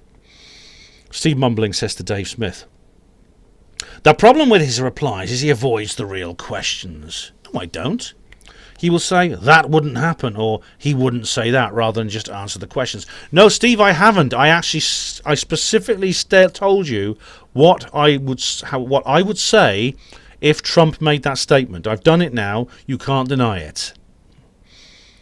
If he answers the question honestly, his fantasy world would evaporate before his eyes. Steve, I've answered it honestly. I've answered it very succinctly and very, very positively, and it's not evaporating before my eyes. He doesn't want to see the truth. He's far too invested in the world of woo. Steve, if I was really that invested in the world of woo, would I let you comment on my videos? Wouldn't I block you? I've known people who've blocked you. I've had people I work closely with in this field, people who I've featured in my videos, have written to me over and over again telling me, why do you allow this guy on your channel? Why don't you block him? Why don't you block him? And my answer is there, is right in front of you. This because I want you to put your point of view across so that I can answer it. It's kind of like I'm testing my own hypotheses against your peer review. US election 1 week on. Here we go. I did reply to him with text this time. Steve Mumbling says, can't you get back to your normal hilarious UFO and Apollo twaddle? So I actually put a reply. I gave him a love heart for that. And I replied, request granted. Which, of course, as you'll see in a minute, I have. And Crafty Nihilist gave me a thumbs up for that. Charles Unleashed says, now you've done it, Steve. And Steve Mumbling says, to watch him, this is a bit highbrow for Topping. Obviously, Watcher must have made a comment about Tony Topping, which I can't see. Crafty Nice put a YouTube link on US election 1 week on, and it's you only need the first 30 seconds. Siri has a plan. Now, what's this? Let's have a look. Okay, let's have a look. Alert the Secret Service. Okay, here we go, guys. All right. This is very serious. This is a guy called The Jason Jones Show. There's this bloke who looks a bit like me, but he's a bit sort of like more wrinkly. And there's this young lad sitting behind him. And there's a picture of a fish on the wall. Come on. Siri is planning on killing Joe Biden. And I'm about to prove it to you. Who's Siri?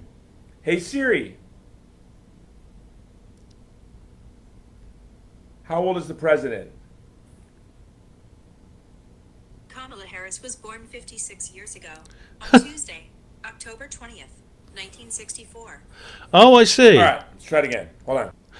Oh, that's the first 30 seconds. I'll watch the rest later. But so Siri, I suppose, is some kind of Siri, I suppose, is some kind of Alexa type thing. You ask how old the president is, and the answer they'll give you is Kamala Harris. That's interesting, isn't it? Maybe they're letting something out there, aren't they, Crafty? Oh, this is the music video, yeah. This is on US election live stream. Do please go and watch it.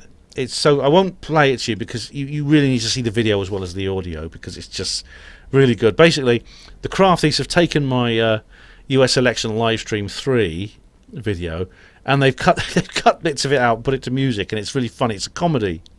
It's really funny. Okay, 1 week on. Charles Unleashed is... Oh my goodness me, the Illuminati takeover of America. Let's have a look at this. Oh, this is quite a long one. It's probably been quite good. Knowing Charles, this will be quite good. In light of your failure to nominate competent candidates for President of the USA and thus to govern yourselves, we hereby give notice of the revocation of your independence effective immediately. Her Sovereign Majesty, Queen Elizabeth II, will resume monarchical duties over all states, commonwealths and territories except Arkansas, which she does not fancy. Your new Prime Minister, Boris Johnson, will appoint a governor of America without need for future elections. Well, there's no need for future elections, is there, Charles? Congress and Senate will be disbanded. A questionnaire may be circulated next year to determine whether any of you noticed. Probably none of them will. To aid this transition to a British Crown dependency, the following rules are introduced with immediate effect. You should look up revocation in the Oxford English Dictionary. 1. Then look up aluminium and check the pronunciation guide. You'll be amazed at just how wrongly you've pronounced it. Yeah, they say aluminum. Number 2. The letter U will be reinstated into words such as favour and neighbour.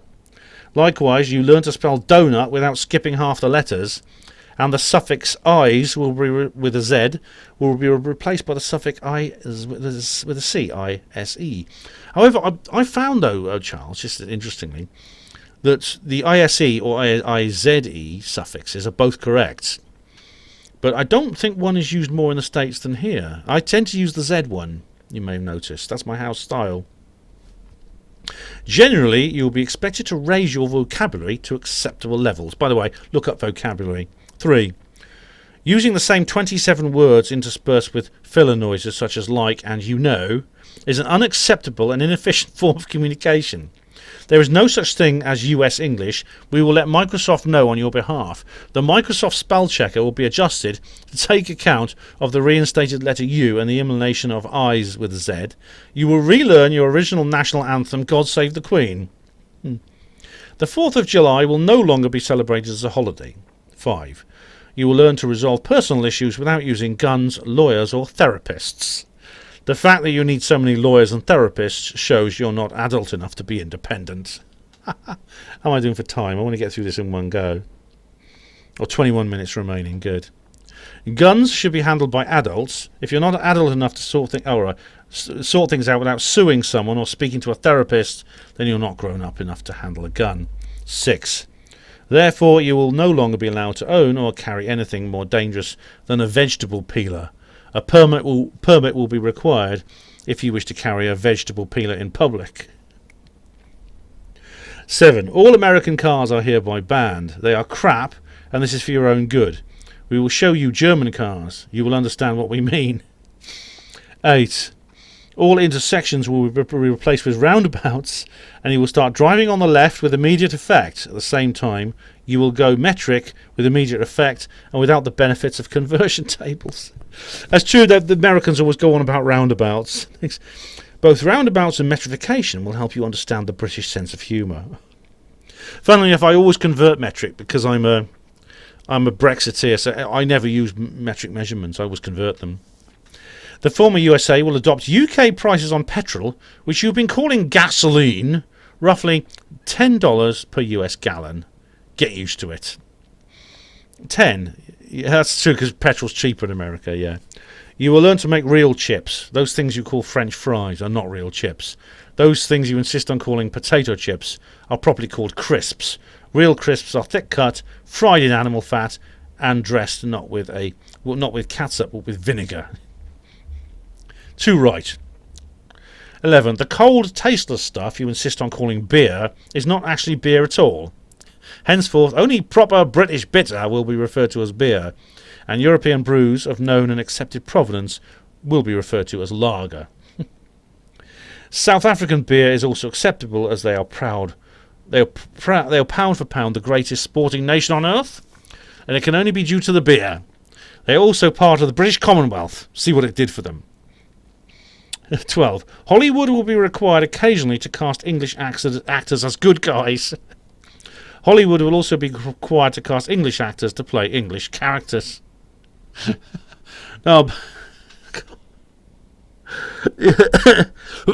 It's true, isn't it? If you watch Star Wars in particular, I made this point when I reviewed Empire Strikes Back. The bad guys are all English, aren't they? Watching Andy McDowell attempt English dialogue in 4 Weddings and a Funeral was an experience akin to having one's ears removed with a cheese grater. That was pretty dull, wasn't it? I'll tell you who's good, though. What's her name? Gwyneth Paltrow can do a good English accent, especially in Sliding Doors. She does a kind of off-posh kind of Essex accent, which is very well done. I didn't know she was actually American when I watched that film. 13.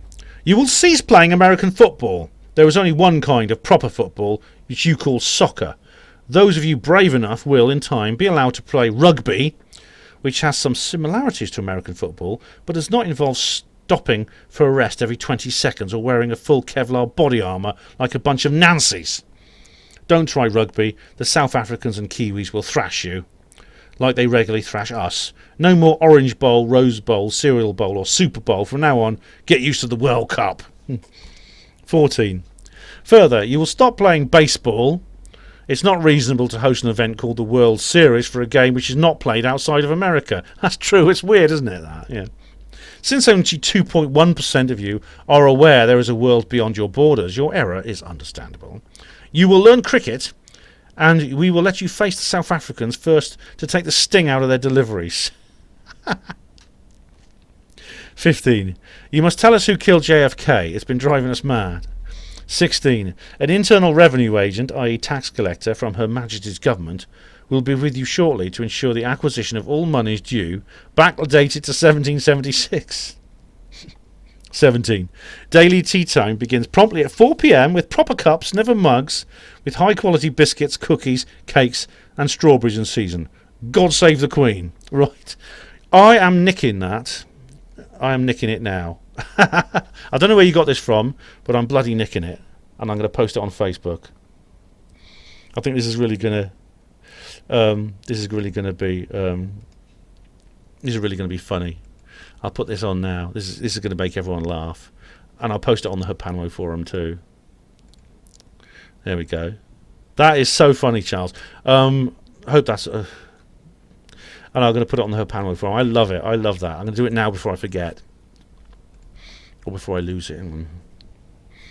It's you got to laugh at these. You got to have a laugh. You got to be able to joke about even the most annoying and appalling things.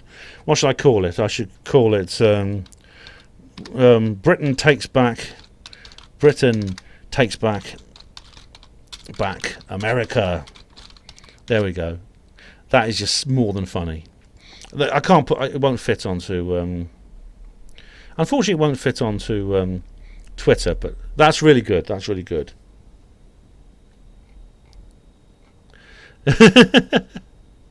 Thank you very much, Charles. You've given me the laugh of the week. You really have. So you're getting a love heart for that. Okay, let's give you the love heart. Okay, and of course I will have to go back to my clipboard, and I will have to. Oh, by the way, I just want to go through these. Actually, I don't need to. Oh yeah, somebody started posting some stuff, and then they didn't. They didn't comment. I'll go through these at the end because I've got a feeling some of them have commented since then. Right, where are we now? That took a long time. That was worth it. It really was. US election 1 week on. Steve Palmer says, Ben, if you really believe you only pull at your collar when you wear a polo shirt, as you said in this video, go back to the beginning and watch yourself. All right. I'm going to start doing this just to mess with Steve Palmer's head. I'm just going to start. It's like in The Prisoner where he starts gaslighting the number 2. I'm going to do the same for Steve Palmer. I'm just going to sit around like this and I'll say something. I'll deliberately do that. And Steve Palmer going, he touched his collar again. What does that mean? What does that mean? And he'd be writing it down, trying to find all the connections. Yeah. Okay, here we go then. We have now on UFO Disclosure 2020 Perspectives with Stephen Bassett. A brand new video here. Arne Saknussen. That's someone from the Jules Verne's Journey to the Centre of the Earth. YouTube is down. Was it something you said? I did wonder because I noticed that just after I uploaded it actually. I tried to share it around and the share things wouldn't work. So yeah. I did wonder, was it me? And Charles Unleashed said, we had to pull it until he got with the script. I should have guessed it would be Charles, didn't it? Yeah. And I said I should have put it at the start of the video, whatever that script was. And Charles says, Agent Rin was supposed to remind you. She's slacking. Oh, I always had a feeling you put Rin onto me. Yes. DJ B2 says, YouTube is back up now. It did. It went down for a few hours. And David UK Splendid Isolation said, David UK Splendid Isolation said, you noticed it too. How should I share that on this group? I'm going to share the thing that I just talked about with that to that group. I think that's quite funny. There we are. I think that's quite funny. I think it's more than funny. That's very funny. That really got me laughing my head off. Where was I? Yep. And so Al Jima says on Steve Bassett, it's been on and off all day for me. Yeah, it's all right now, Al, but it did seem to get a bit dodgy, didn't it? It was sort of like, I don't know why that was. It seems to be a bit worky. Anyone says, Charles says, it happens more and more the older as you get older. Steve Bassett, Alex Ritchie says, yep, blue beam technology must be about ready to deploy. Yeah. Thanks, 5G. Anyone else? Musk is putting in Starlink. Well, I don't know if... Do you know, I'm become a bit of a 5G normie, as you know, as I've said several times. I'm beginning to doubt that 5G is what some people said it is. But obviously it will be used for electronic surveillance, absolutely no doubt. Yeah. As a blue beam, well, you see, fake alien invasion. I know Steve doesn't go along with this, but I do. As I said in my book, Roswell Rising, a novel of disclosure, there is, this sort of thing does happen when the disclosure moment happens. There's an attempt to sort of pull it back and rein it back in again. And they use the fake alien invasion to do it. Go and buy it, by the way, please. Go and buy and read it. Charles Unleashed says, Ben, what the hell are you doing? Too soon to take off your MAGA hat yet. You haven't been growing your hair again, have you? No, I mean, I wasn't going to wear... You see, the MAGA hat... I'm not going to wear the MAGA hat on everything. I'm not wearing it now. I only want to wear the MAGA hat on special things. I've got it hanging up in my studio area as decoration. That should be good enough. Charles Unleashed says, I'm not convinced. He's going on the assumption that only the USA have orbiting satellites around the planets of the solar system. There are currently 5 nations that have planetary satellites around Mars and Venus, etc. And they haven't found anything. Well, the thing is, those nations have space agencies, and those space agencies do collaborate to a certain extent. I mean, even in the Cold War, in the space race, the US was going head-to-head with the Soviet Union, apparently. But, you know, as Marcus Allen and I have explained, you know, in the videos we've done, that was just for show. It's really remarkable how much they cooperated. I mean, I do recommend, actually, that book, National Suicide, by, what's his name? I hate it when I can't think of names. Because I've talked about this bloke. No, National Suicide by... What's his bloody name? Oh, National Suicide Book. Hang on, there we go. What's his bleeding name? Anthony Sutton. Duh. Read National Suicide by Anthony Sutton. It goes much deeper than just the space race, I'll tell you. Diego Rivera says on Steve Bassett, what about the face on Earth? Loads of sculptured faces on Earth. This surely proves intelligent life on Earth. Well, there are a few. There's mine. Oh, but I think you mean some of the images on Earth that appear to be faces, like that one in South America. I've seen that. Yeah, that's a bit strange. Yeah, but then of course there is life on Earth. It's not controversial. All we know is there are people who are making these. When these things appear on Mars, it's very different, isn't it? Because when these things appear on Mars, it's another matter. Hudek 1 says on US election 1 week on. Oh, hang on, I missed one. Sorry. Plower says, that's Plower. I hope I pronounced your name correctly. Says on UFO Disclosure 2020 Perspectives with Stephen Bassett. Disclosure has become such a normalized word. People use it without considering what it really means, as if it will be a small thing. Something like an announcement about ET from the government, and the world will move on the next day. It's not that simple when they unveil themselves on a global scale. Exactly, Plower. It won't be. I mean, I do recommend, UFO Jesus, post-disclosure world. We will move into a post-disclosure world. With the hair and the beard, you know the guy I mean. He talks a lot about this, and he's absolutely right. And in fact, he's been very influential on me in my own thought processes about what would happen and what will happen. This is why I wrote Roswell Rising and its sequels, to explore that very possibility. Hudek 1 says on a US election 1 week on, Biden would be like King Salman and Kamala would be like MBS. King Salman? Who's that? Because I'll probably get it. Hang on. King Salman is... Salman of Saudi Arabia, yeah. King Salman of Saudi Arabia. He's the king of Saudi Arabia, custodian of 2 holy mosques. Apparently he's one of the richest men in the world. Blah, blah, blah, blah. It has been... Yeah. Is his wife... Oh, his wife is called Sultana bint Turki al-Sudairi. Oh, he divorced her. Sorry, she's called Sarah bint Faisal... No. Fida bint Faha al-Sultan. Well, that's not MB... So, hang on. Who's MBS? Kamala Harris would be like MBS. So I don't get that. Sorry. We have Steve Bassett again. Sonara's actually... Hi, Sonara. How are you? Sonara says, I bet that the ETs will be BAME. I think she's been watching Black Panther. And I put underneath, alienist.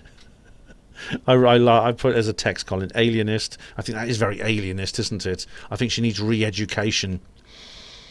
We have near Halloween 2020, and we have Zippity Doodah, Zippity Pap, who says, David Icke, lol, lol, lol. Three laughing emojis.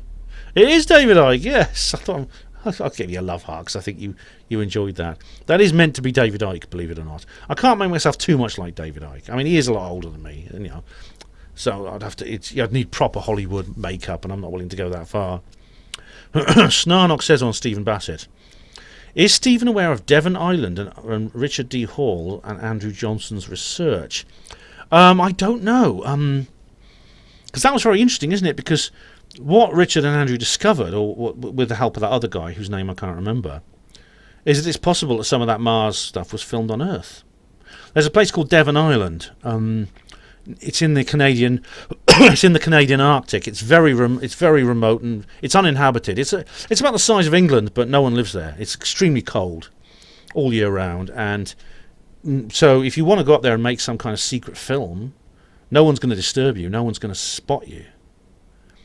So it's possible. I mean, it wouldn't surprise me actually if NASA did fake some stuff from Mars, because they are lying about a lot about Mars. They've lied about Mars ever since the Mariner and Viking probes. They lied about the face and Cydonia. If you could fake something on Earth and make it look like it was on Mars, I mean, what's going to stop them? Oh, it's not right. We shouldn't fool people like this. Come off it. If they can, they'll do it. A Lime Specs asks about that, and Snarnock replies here. Go to richplanet.net, put Mars into the search TV shows box on the homepage. Richard and Andrew provide plenty of evidence for the amount of anomalies in the Mars photos that can be found on Devon Island, i.e. the place where the rovers are tested. Yeah, they even see like a little creature. They see a lemming, which is a small rodent. It's a cute-looking thing, actually. It's like a little guinea pig. And one of those, there's an object in one of the photos that appears to be one of those. And of course, lemmings are quite common in the polar regions of the Earth. So on Devon Island, you'd expect to find lemmings, but you wouldn't see them on Mars, would you? And Limespec says, thanks, Narnock. I think I know what you mean now. I've seen it. Thanks. So as far as I know, Steve's not aware of that, and I didn't have the chance to raise that subject with him. I will do if I can. Big Scottish Midgie says, that's the best African accent I've ever heard, Ben. Uncanny. You're in the wrong game, my lad. Jim Davidson's Chalky hasn't got a look in. Oh, Chalky! I remember that. Oh, it's funny, yeah. But Chalky was a Caribbean, though, wasn't he? He wasn't African. He was from the Caribbean. Yeah, that was so funny. It's so Jim Davidson was so politically incorrect. He's not done much comedy, because I think he'd probably be banned nowadays. Oh, Big Scottish Midgie has an anniversary button. Has been subscribed to me for 4 years. Oh, congratulations. Happy anniversary, Midgie. Oh, now we have Terry Winter. All right. Who says on US election 1 week on? Hi, Ben. You said the elite lost control in 2016 so Trump could win the election. Yes, I did. Please explain how they could lose control of an election. It seems as though you are making up excuses, because anyone with a brain cell can see the elite wanted him to win the election in 2016, but they did not want him to win this time. Well, I'll leave aside the stupid rhetoric about brain cells. I'm not making up excuses. It was very clear from my analysis of the process, which I covered in other videos. You can watch them; they're still on my channel. I don't delete things if I make a mistake; they're still there. Where I describe, and you will put your comments on those videos, and if you think I'm wrong, that the entire establishment tried to stop Trump getting in. They wanted Hillary Clinton. As I said, you can't put this down to some kind of incredible double bluff on the part of the Illuminati. It can't be explained that way. They did want him to win the election. They didn't want him to win the election now, and they certainly don't want him this time. Now, I actually. What's funny thing is Terry Winters. For some reason, Terry Winters' comments kept getting spam boxed. I don't know why, because Terry didn't put any links in or anything. Terry. So I actually said here, I'll answer in the next comments vid. I said also, if your comments don't appear immediately, don't worry. They're in the review folder. I have to publish them. And Terry then started. Terry said on another. I actually replied to him here, but Terry started ranting on at me on another bloody. I've got it. I actually saved it here. Terry started going on at me on another bloody video, talking about. It'll come up in a minute. I haven't got it noted, but I'll read it in a minute. But Terry basically said, "Well, how come you can't reply?" I referred to this at the beginning. Why, when I said that people were starting to have a go at me because I wouldn't reply by text. Why can't you reply by text? Why can't you? And I said to you, "Hi Terry, please be patient. I will be doing a comments reply video probably next week." Well, here it is. This is the comments reply video I'm doing. But I'll say more I'll say more about that in a little while, because Terry actually posted this comment, having a bit washing his head at me a bit because I wouldn't reply immediately with a text. And Terry Winter says, "Hi Ben, well done there, mate. You had me fooled when you said Doris, his wife and child were being held hostage." That's Boris. And that you sent Boris a video of Who Dares Wins to give him ideas of how to rescue them. So well done with that. You had me fooled, hook, line and sinker. That's so funny. Well done. All right.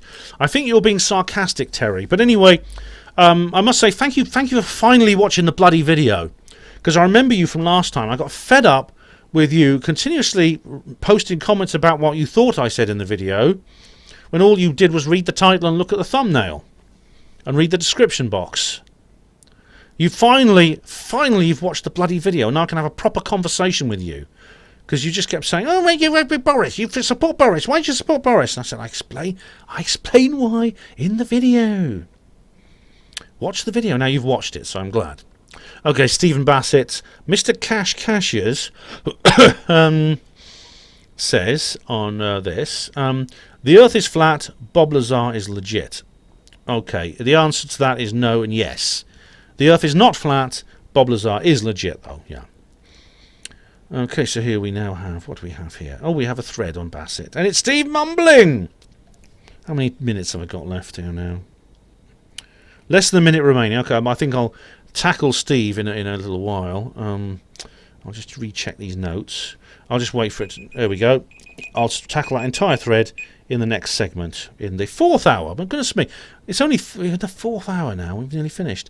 Okay, guys, so stay tuned. I will be back in due course. For you, it'll just be the next moment. So, okay, I just want to add a little bit here, because I realised actually that there's some extra comments that people have made, which I made note of, because for some reason they don't appear on my notifications, on my feed, on my comments section, or they don't even appear in the comment section of the videos, and I don't know why that is. But I did, as soon as they appeared, just basically in my YouTube notifications, where they are visible, at least they're partly visible, because they often want you to click more. They say see more, and you click that and nothing comes up. I decided simply to copy what I could. So I'll go through those. There's only a few of them here, but I want to go through them. Some of them actually I don't actually need to read out, because they've already appeared anyway in other places. But let's start anyway with on Halloween 2020. No, actually, oh, sorry, I've done that. Steve Palmer said this, and this is an incomplete comment. This is a comment fragment, a stub. He says, "I never time-stamped anything you slurped, let alone every time, as you claim. bullshitting and exaggerating on that bullshit once again. You asked how can I explain why you only pull at, and that's where it ends. I assume he means pull at my collar. Well, Steve, if I got that wrong, then I'm sorry I did that. It was a mistake. Okay, but I also ask you to watch your language, because you've said a couple of things which have got you close to being banned. I will ban you. I'll block you if you don't improve your conduct. Understood? Sometimes when you make mistakes, there's no need to go over the top about it. There's no need to be rude to people. Okay, what's this now? All right, this is where I talked about. There's a thread where I said that I sent this video. This is Boris, my video on why I still support Boris. I sent it to the person who basically had a go at me about this, and he just blocked me. I sent it to him on Facebook. He just blocked me. But anyway, Ed Kaler says here, I think the problem we have here is, although we don't have to agree on everything, we do need a consistent message in this truth movement. This is perhaps what your ex-friend is concerned about. I'm sorry, Ben, I can't roll with you either on the Bullingdon Club. Boris, I still watch your videos though, so I said thank you very much. You see, Ed, the video I made, why I still support Boris, is an attempt to create a consistent message. It's an attempt for me to be consistent by explaining my position, rather than people just saying, well, why'd you do this, why'd you do that, and then blocking me, or just condemning me, or putting words in my mouth. That's what this is about. My ex-friend was concerned about that. My video essentially was an attempt to try and explain it to him more than anyone else. And I know you don't agree with me on Boris, that's fine, that's okay, that's a lot of people don't. Terry Winter, I think this is also on the Boris video. Hi Ben, I watched Why I Support Boris, and I say thank you for watching it. Please explain, if Doris and Trump are the good guys, why does Doris not ask Trump for protection if his family are being threatened, and then resign and explain why he resigned on BitChute or some other media, which could potentially bring down the government? All right. Now, I reply that because I first said to Terry, thank you for watching the video. I did reply by text. And I said, good question, Terry. Should he find a way to free his fiancée and child, I honestly think that's what he's going to do. And then I explain why I send him a copy of Who Dares Wins, the YouTube version. Because it is about special forces rescuing hostages. So the answer is, I think that's what might actually happen. But maybe he has asked Trump for protection. I don't know, you see. I don't know what's going on behind the scenes. Terry replied to this. Hi Ben, you said, quote, I sent Boris a link to the YouTube copy of the video film Who Dares Wins. It's about special forces rescuing hostages. I hope it will give him ideas, unquote. Wow, Ben, if you really think anyone would believe that demented nonsense, then you really are a monumentally very sad, pathetic, demented idiot. Your credibility is ruined. That is even worse than flat earthers with their bullshit. My God, get a life, will you? That's me. You're going to be on the Steve Palmer list soon, Terry, if you talk to me like that. But you're not actually making a point here, are you? You're not actually making any point at all. You are saying, you know, this is all rhetoric. This is, if I think anyone believes demented nonsense, sad, pathetic, credibility. You with all these three whole sentences you take the time to write here, you don't explain at any point why I'm wrong. You don't explain at any moment, you know, why Ben did you say this? You know, why are you wrong about this? Where I can then say, no, I think I'm right about this, or I agree with you, yes, I made a mistake. It's getting these kinds of conversations out of you people. It's like trying to get blood out of a stone. It really is. And he carries on. Just to prove that Ben is a deluded, idiotic nutcase, this is what he said in reply to me about Doris's wife and child. And then he just says this about... And he just repeats the quote I made about Who Dares Wins. It's a good film, actually, worth watching. And Terry Winter then comments on the Steve Bassett video. Hi, Ben, do you realise your credibility and respect has gone now when you say things like Doris's wife and child are being held hostage, and then say something even more crazy and I suppose he then brings up the Who Dares Wins point, because this was just something I had to copy from my YouTube notifications. Well, Terry, again, this is just credibility is something subjective. I can't comment on what you regard as credible or not, nor can I comment on what anyone else regards as credible or not. That is something that only they and they alone are qualified to comment on. And all I'm doing is I'm saying what I believe is true. And you say respect has now gone. Well, maybe my respect for you or your respect for me has gone. Other people still respect me. I'm doing my best to basically to get to the bottom of this. Try and work out what's going on. That's all I'm doing. You know, you can explain to me why I'm wrong, or you can just wash your head at me and say I'm demented and deluded and all these other things you've called me. You know, which if goes on, you'll end up like Steve Palmer. So it's up to you. It's up to you. I'm doing my best here. So that concludes all these extra comments, and I'll just add this in on the video at a certain point. Obviously, I can't put timestamps on these because the comments actually don't appear on my comments feed on my notifications, which means I can't actually reply to them. So no timestamp. Sorry about that. Okay, and I'm back in the room. Yeah, so as always, start the timer. I've got a feeling this might be the last hour, believe it or not. A comments reply video in less than 4 hours. Well, mustn't speak too soon because I tend to underestimate the lengths, prospective lengths of these things. Steve Bassett's Steve Mumbling says here, I'm in the 4th hour, I got that right, got the tag right. No amount of witnesses is going to lead to disclosure. Well, of course, it's witness testimony. Can an entire case be based on witness testimony? I don't know. I mean, what's the law? What does the law say on that? Until someone can interview an alien on CNN or 60 Minutes, etc., etc., it'll all just be considered science fiction stories. No, excuse me, Steve, I don't think it would need as much as that. It would just simply need evidence in the legal sense, that is documentary, eyewitness, circumstantial, physical, forensic, etc. An interview with an alien wouldn't be necessary. What these guys say about SETI is utter rubbish. SETI is all about evidence of ET. Ufology is all about assumptions and science fiction stories. Not true. What you said about SETI is absolutely true. SETI was essentially a useful way of distracting people away from ufology. I've done an entire presentation on this, Steve. Have you seen it? Have you commented on it? It's on my channel. It's called SETI and UFOs. It's when I was at the East Anglia UFO group. There's actually an even better version I did. It's it's actually on Tajinder Gill's channel when I was at the AwakeCon, which I'm going to find a link now. Anyway, yeah, it was worth watching just to see Ben's face when Bassett said he wouldn't waste his time talking about Trump retaining the presidency. Get it now, Ben? He's gone. Finished. Cooked. All right. Well, I'm glad you enjoyed that, Steve. I'm glad you got some satisfaction out of this. But I'm afraid to disappoint you that I already know what Steve thought about that. I already guessed in advance what he would say. I know what he thinks about Trump. He's got a very low opinion of Trump, very unlike myself. And this is something we've been kind of debating in a sort of third party, in an oblique sense, ever since Trump got elected, even before he got elected.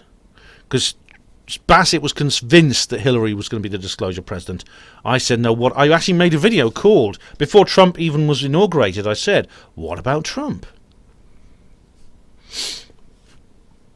So I already guessed more or less what Steve was going to say. So I'm afraid if you got some kind of gloating glee and vainglory out of my response, I'm afraid it was not justified. Charles Scott says underneath here, I think, Charles, you're going to... yeah, you and I, we've been through this. Charles is repeating a comment he's made before, but it is a very good one. He says here, after further consideration of you using Brazil's crash debris and Cavit as evidence to indicate Roswell as terrestrial in material, I have in fact concluded this evidence indicates it's more probable to be extraterrestrial material. You can cut and burn terrestrial balsa wood, unlike Brazil's and other descriptions of extraterrestrial type balsa wood. Yeah, that includes, of course, Jesse Marcel Jr. And Charles provides the links to the videos he's talked about before. Cavett originally lied by denying being involved with the crash site and then admitted to being at the crash site. And again, it's the Roswell Proof website, which Charles has talked about before. Therefore, Cavett was highly likely lying with his description of terrestrial material at the crash site debris, which contradicted the description of extraterrestrial material, that is, with the strange properties that the witnesses describe, by the likes of Rickett, Smith, Blanchard, Marcel, Brazel. Yeah. Marcel, when we say Marcel, we mean both the father and son as well.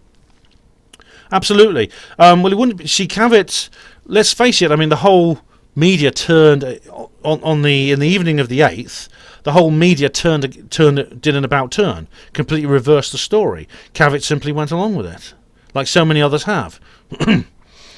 Blanchard, Marcel, Cavett, Hopkins, Nero, Ramey, Hout, Dubose, yeah, were all unable to identify the crash debris as a weather or mogul balloon. Correct. Well, Ramey and Dubose lied, didn't they? They called that press conference where they humiliated poor old Jesse Marcel in front of the world's media.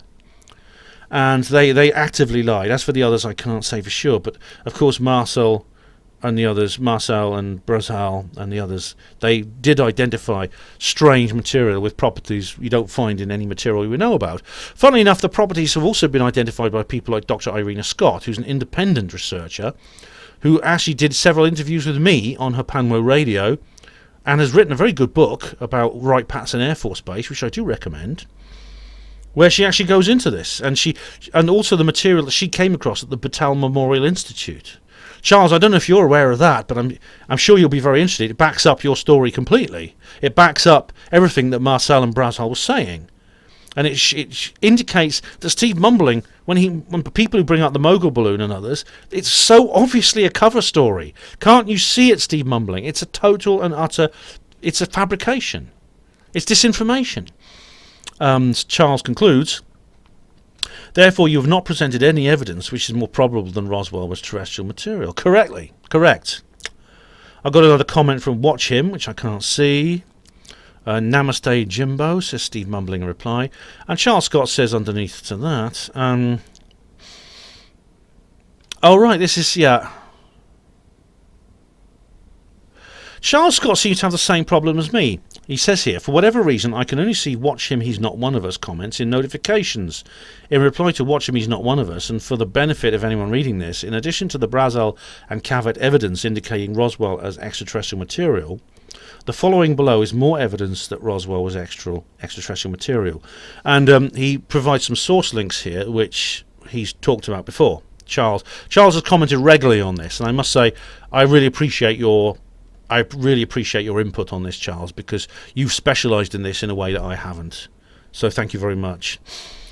It only needs one witness out of approximately 30 witnesses on camera, first, second-hand, etc. To be correct stating alien body, extraterrestrial material, it requires all witnesses to be incorrect for it to be terrestrial, which is exceptionally improbable. Correct. That's the burden of proof argument. And the skeptics love this.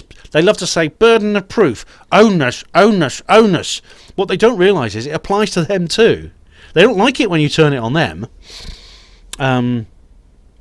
I'm not aware of witness testimonies on camera stating the flying saucer followed by the weather balloon statement as fabrication for a cover-up, such as a mogul balloon. No, there are no witnesses, Charles, at all.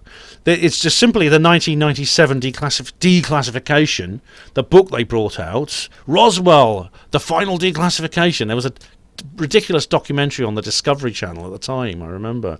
The reason is because they made it up. They made it up on the spot. They must have concocted it probably sometime the year before. Look, we've got to say something on Roswell, guys. We can't come clean. Oh, I know. Project Mogul, yes. Listening out for nuclear explosions. That's a good one, isn't it? There we go. The likes of Marcel, Blanchard, Rickett, Smith and others who said or indicated extraterrestrial material continued to be employed by the military. That's right. Blanchard actually, I think he went on to be, a Major General at the Pentagon, I think, or something. Fantasist liars and incorrectly identifying material as extraterrestrial are ludicrous idiots and not fit for employment. Well, quite right. I mean, the U.S. Army Air Force is not obliged to maintain staff who, especially in a nuclear-armed intelligence service, who make these kinds of mistakes.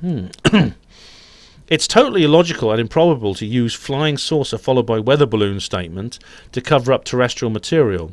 By stating weather balloon indicates to the media and public and foreign intelligence that the cover-up exists. Well, they were signalling to the Russians, weren't they? And because the Russians have their own versions of Roswell, but as far as the general American public was concerned, they needed to get it back into the bottle. They needed to get people to go, oh, it was a weather balloon. Oh, right. They did the same with crop circles. Do you remember Doug and Dave? The famous that famous demonstration. I fell for that one. I believed it. I'm not ashamed. I'm not proud of myself for that, but I did. Why the need to state weather balloon when the flying saucer statement was the intended cover-up? Yeah, exactly. So you wouldn't do that. Why would you do that? Why wouldn't you just say weather balloon to begin with? This is what Mark Pilkington and people like that don't get. Why just start using? Why not just say weather balloon immediately? Stating flying saucers brings massive investigation by media, public and foreign intelligence. The last thing the military would want for a cover-up. Precisely. It's far more logical and probable that the weather balloon was a cover-up for the extraterrestrial material, the original story. Correct. Suggestions such as mogul balloon, I suspect, is disinformation by intelligence agencies. Yeah, Charles, I more than suspect that. I really do. Thank you very much for putting that in, because you said it in a way that I probably couldn't in reply to Steve mumbling.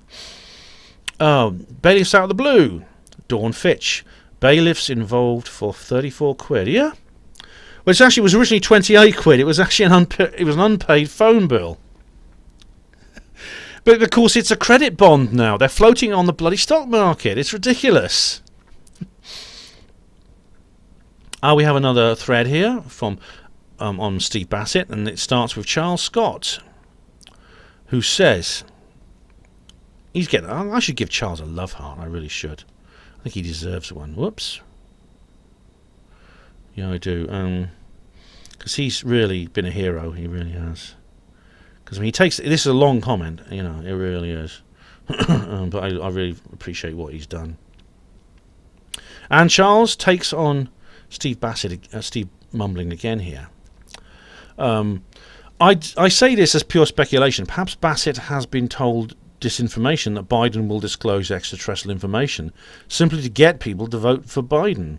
Overall, the mainstream media keeps saying no evidence of electoral fraud, yet if you do video clip research online, there's strong evidence of electoral fraud, thus suggesting the cabal controls some media.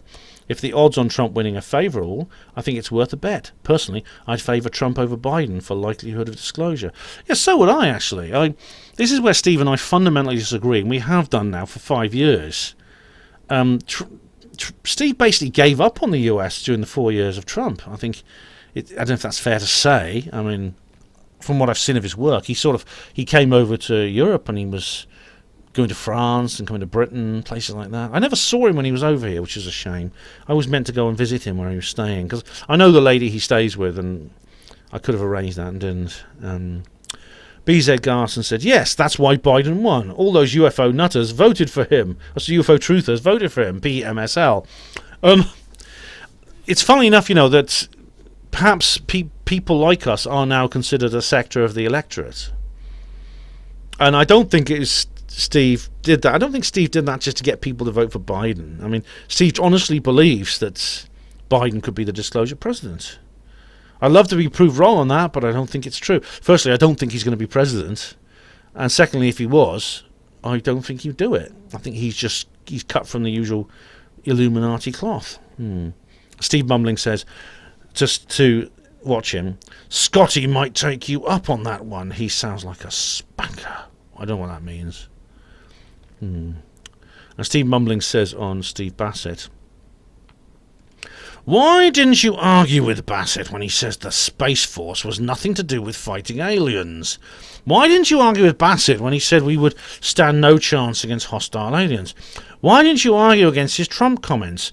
When I have said exactly the same thing, you argue. You say, Space Force is for fighting aliens, and you never know what could come up with to fight aliens. You say, Trump will retain the presidency. Perhaps you finally realise how ludicrous you sound when you make comments like that.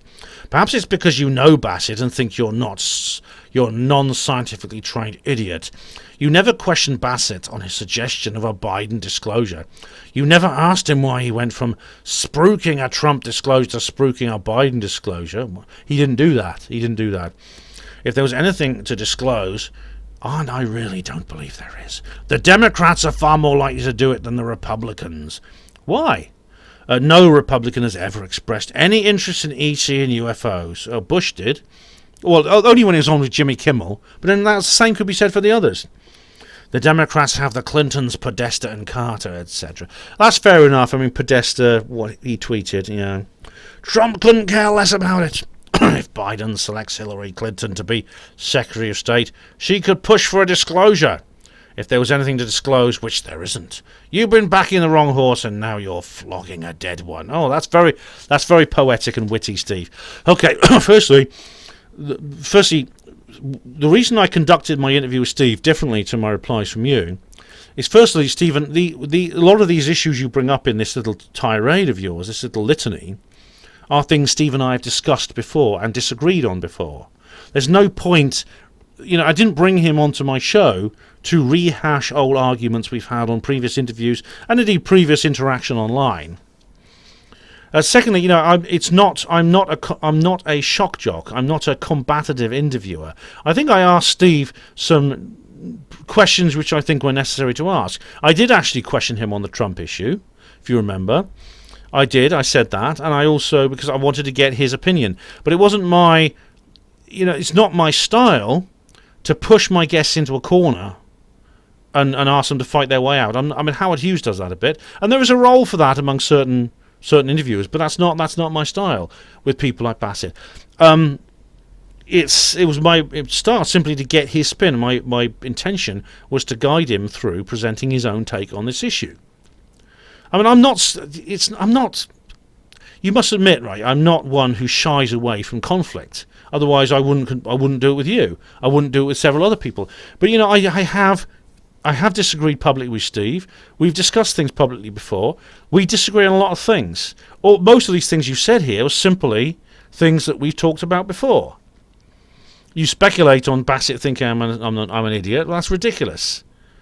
I should look at some of our older interviews. Look at some of the videos I've made in response to him. Look at the disclosure videos I made just after Trump's election, where I am quite critical of him and indeed Grant Cameron, who went even more over the top.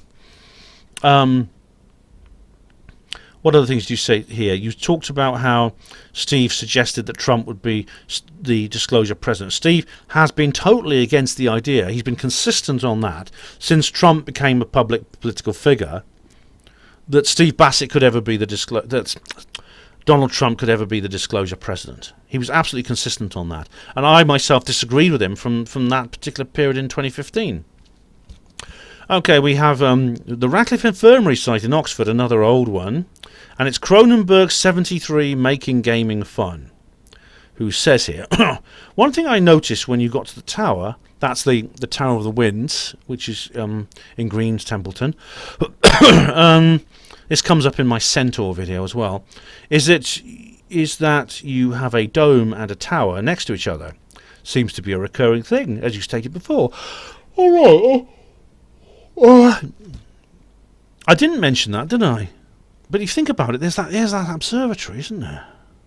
Yeah. Cronenberg, well spotted. I never noticed that.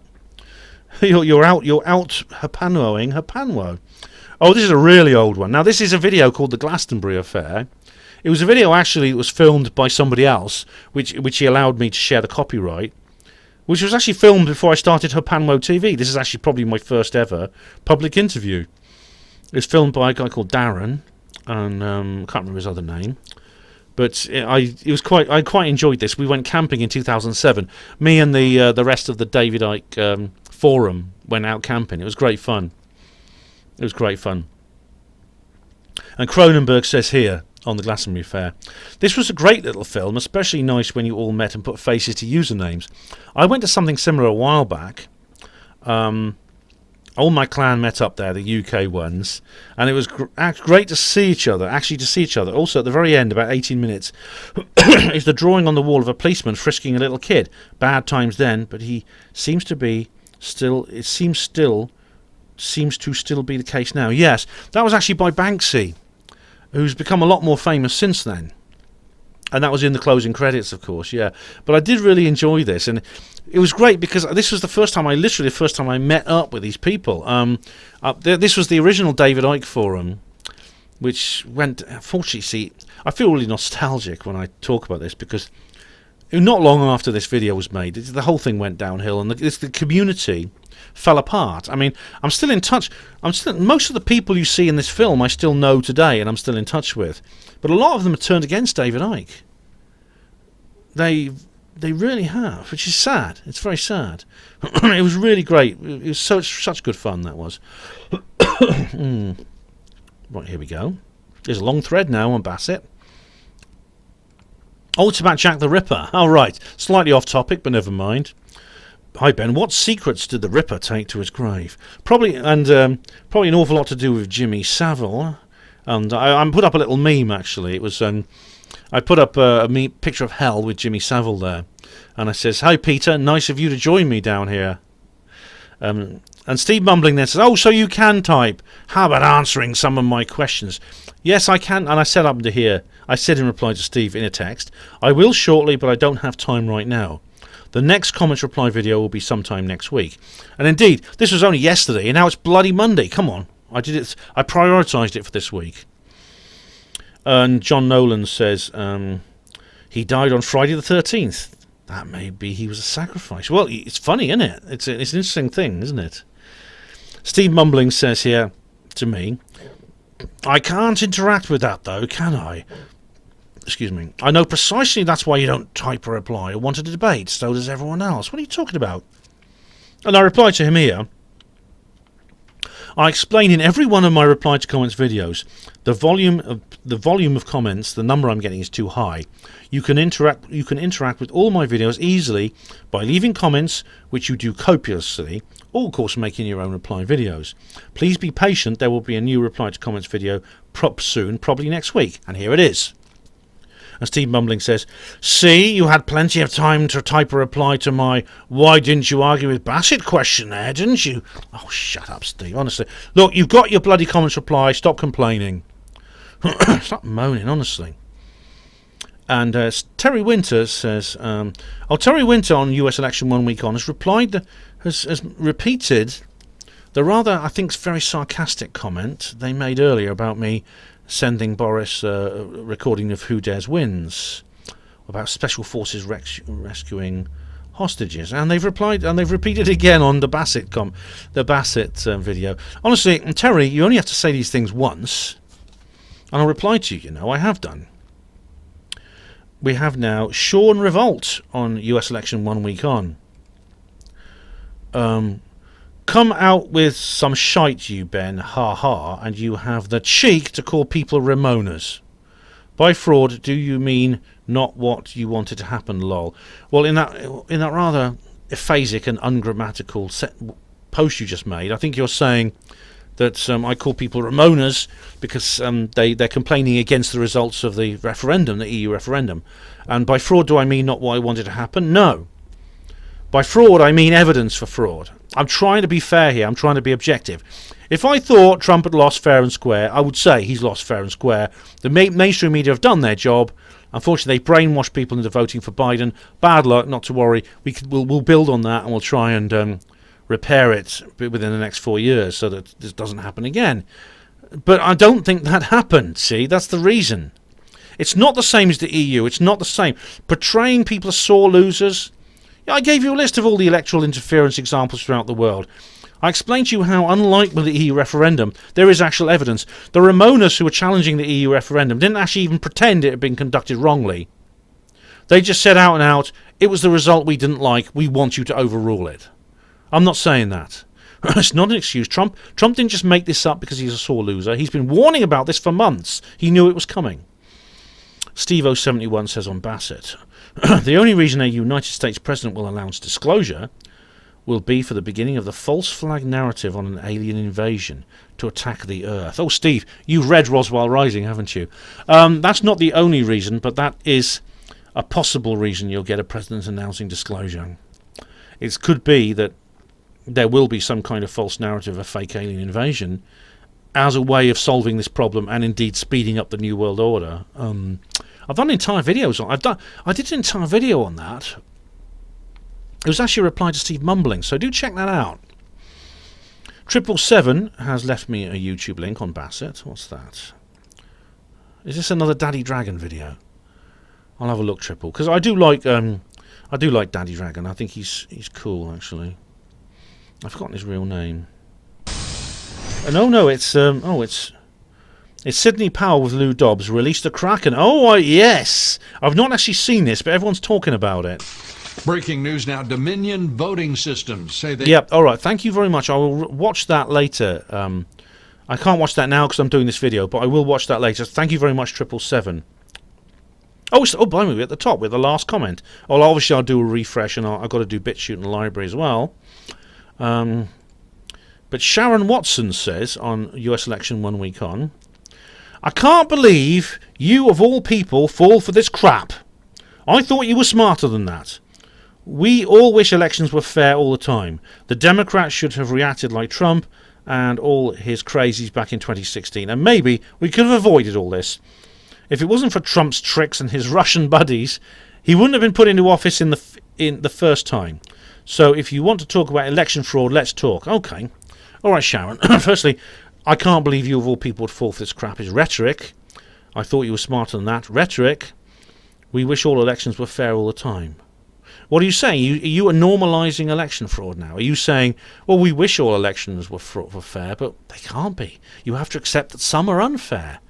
Because that I would never accept that. Even if it favoured Biden, I would never accept that. The Democrats should have reacted like Trump and all his crazies back in 2016, and maybe we could have avoided this. Well, if you remember, they did, more or less. Not the actual party, but the supporters did. They went They basically shouted. They shouted and stormed through the streets. They were tweeting, "She won! She won the popular vote! You got to let her be president!" And things like that. They wanted the rules changed to allow her to be president. As for Trump's tricks and Russian... No, the Russian thing is nonsense. That's all down to bloody Jared Kushner and that interview he did with that Russian woman. It's all nonsense. It was made up by the Dems. This is one of their tricks to get out of it. So if you want to talk about election fraud, I have talked about election fraud, Sharon. And this whole video talks about it. Do you want to address any of the points I make in it? Please do. Okay, so now we go... Oh, blimey, well, what time we got? I can't believe it. It's now... We've got 33 minutes remaining, and I'm already doing BitChute in the 4th hour. I can't believe it. Okay, so the problem with BitChute, as I've said before, is you don't get notifications for comments anymore. So I'm just going to have to go through the videos that I have uploaded since the last comments reply video. There's nothing more I can do. And so I'm very sorry, because some of you on BitChute might be making replies to comments, that you might make replies... You might be putting comments on videos before then, but I can't literally sift through every single video looking for comments. This is something that BitChute need to address. Okay, so reply to comments 34. No comments. James Randi death livestream. No comments. Halloween 2020. Oh, Magma. Oh, Magma. Now, Magma is someone I know. Ah, yes. Magma 11,000. Hey, Ben, it's Magda. Magda. Haha. Trump 2020. I've got to kick the show more for that. I believe the White Hats are actually using the lockdowns for good. Really? Oh. There are different layers and levels of what's going on. Many Christians and Trump supporters are praying extra hard to especially disempower the evil spirits this Halloween, but also for Trump's great election results and for the Democrat election rigging to be counteracted as much as possible. Oh, right. Magda, I don't remember. I better actually explain on Facebook Live I'll just say, hang on, let me just find her on Facebook. Because I know this person. I know her real name. I'll just say thanks for your comment on BitChute. I'll just say hi Magda. Thanks for your comment on BitChute. I've replied. I've not actually seen her for a while, but I know her and her husband. They're good friends of mine, actually. Her and her husband. And they're on our side. They're very much on our side. So that's interesting. I've not heard about that before. I've not heard that theory. But is it true? If it's true, that's great. That's brilliant. I'll have to think about that. I've never heard of that before. Okay, Tankies versus Centrists with Rin Michaelis.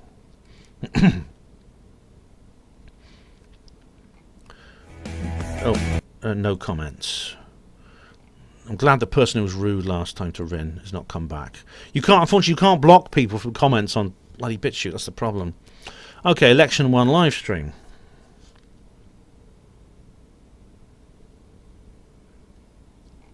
No comments. Election 2 live stream. No comments. Election 3 live stream. Oh, Equinox. Hey, there we go. Hey, Equinox, how are you? And has said here, Ben, check these. Oh, it's a BitChute like. It's a BitChute comment here.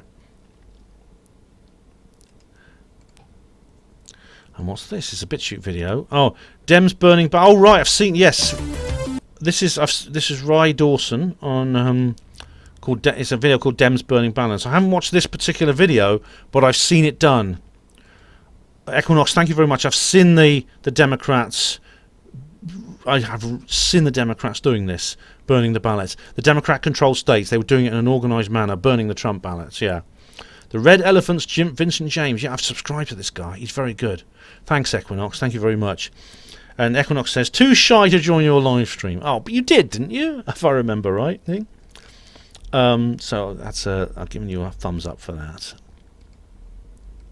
And the Crafty Nihilist says, Ben, can you say Wisconsin, please? Wisconsin! You see, I can actually say it when I'm sober. If you want to get that joke, you have to watch Crafty Nihilist's little comedy video about me. Okay, post-US election live stream. No comments. Oh, it's an old one, the Amash 2012 conference. Yes, this was another re-upload. I remember I left it out from the previous... I actually left it out from the previous selection of videos that I uploaded from. I've backed up all my catalogue on BitChute now, by the way. No comments. US election 1 week on. No comments. And finally, Perspectives with Stephen Bassett. No comments. Right. So now we go on to Library and Odyssey. These are my alt-tech platforms. And Odyssey. Can't believe I'm nearly done. Okay. Notification. Open Library. And notifications. Where are notifications? Oh, there we go. Okay, uploads.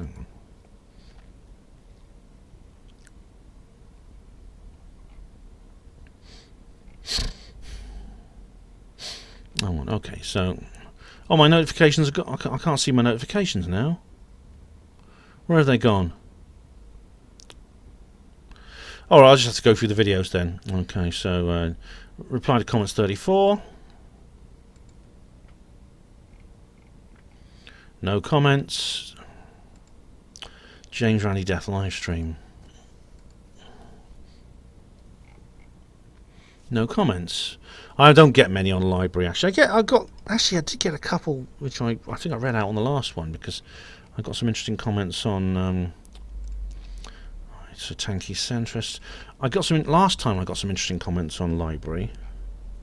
No comments. Tankies, no comments. Election 1. No comments. Election 2.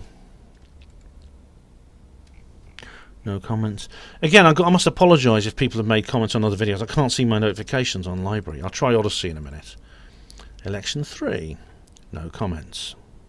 Oh no, here's one. This is Lune Gusciaso, who's put on a loads of... Now. Oh, no, let me just click pause on that. There's a load of links here. It seems to be investment. I think this is spam. Yeah, I think this is spam.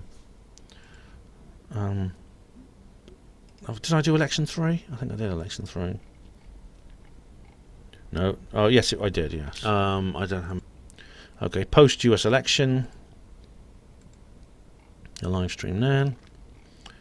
It says 4 comments. Where are they? Oh, here they are. Right. Big Mama XX says... Oh, I've got a feeling this is porn. I'm not going to click the channel because I think it's porn. Oh, it's French. Le roi du début très classe. Oh, let me just and I just put underneath merci monsieur, and she says madame, and I said sorry. You know how I'm checking her channel. Just a moment.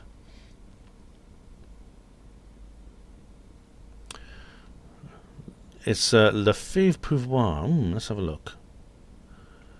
Oh, right, yes, there's loads of French stuff. Oh, it's not porn. And oh, there's loads of stuff here. I can't speak French. Oh, I learned it at school, but I can't speak it now. But okay, I'll give that channel a follow. Actually, I'll just give that channel a follow. There we go. Yeah, just you know, library solidarity. Okay, 1 week on. And no comments. And finally, old Stevie boy. No comments. Okay, so that's library done.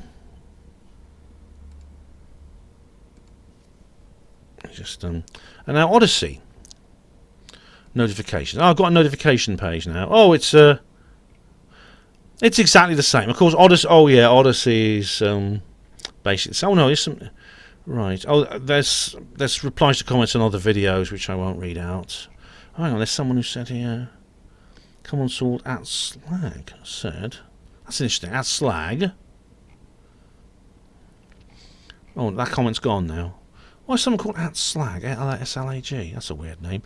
All right, so that's all of that is all of that is literally everyone on all of them now, on BitChute, on all the alt tech as well. So now I'm going to go back to you. Whoops.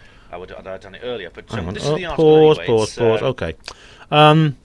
I'm just going to refresh YouTube and see if anyone's made any comments since I basically began this video. And yes, oh, there's 6. Let's have a look. Kevin Logan is live now. Oh bloody hell! Oh, sorry, I get a notification with Kevin Logan because he's such an incredible. There we go. Have I answered? Oh, I've answered Sharon, haven't I? Okay. Sharon Watson. Okay. John Nolan says on Bassett. Even the Ripper died of COVID. What a load of bollocks. I know, it's crazy. They're actually saying now that Peter Sutcliffe died of COVID-19. It's just everyone now he dies now dies of COVID-19. I mean, it's getting daft. I mean, okay, sometimes it's overstated, but literally, it's just like everything is bloody COVID-19, isn't it? Everything. And we have Tessa1111 who is saying on Bassett, got Gort imprisoned at Area 51. Let him go back to Klaatu. Oh, right, that is a reference to this really good film called The Day the Earth Stood Still. Not the stupid remake with Keanu Reeves, the original one from 1950. It's brilliant. It's one of the best alien invasion movies, actually. Second probably only to Arrival. So, I think that's the end. Yes, that is the end of this comments reply video, and it's 22 minutes remaining in this 4th hour. Could you believe it? Can you believe I've actually finished? Oh my goodness me! Yes, that's absolutely incredible. Or maybe I'll just check the spam boxes. Oh, I don't like to admit that I'm kind of at the end. Let's just check the spam boxes. What's it? Right. So comments comments I haven't responded to. Held for review. Nope, there's none. Right, so that's it. That's it. That's the end. It's less than 4 hours. I can hardly believe it. It just seems somehow incredible. Anyway, thank you all for your comments, obviously, because if it weren't for your comments, this video wouldn't happen. I literally need you guys to comment so that I can make these videos. So thank you very much, friends and enemies alike, for your comments. Now, keep an eye on the channel, because I have much more planned. Obviously, things are a bit up in the air now, because I will have to report on the election if there's any major developments, and there will be. The question is when they're going to be. But I will be doing videos, possibly another live stream as well, related to that. But I do have videos on other subjects too. I am going to try and keep myself broad church, as I always do. So, the world does not revolve around the US election, you'll be glad to know. But anyway, I hope you enjoyed this video. Please check out more. Keep your eye on the channel. Hospital Port as pride and dignity. Stop the New World Order.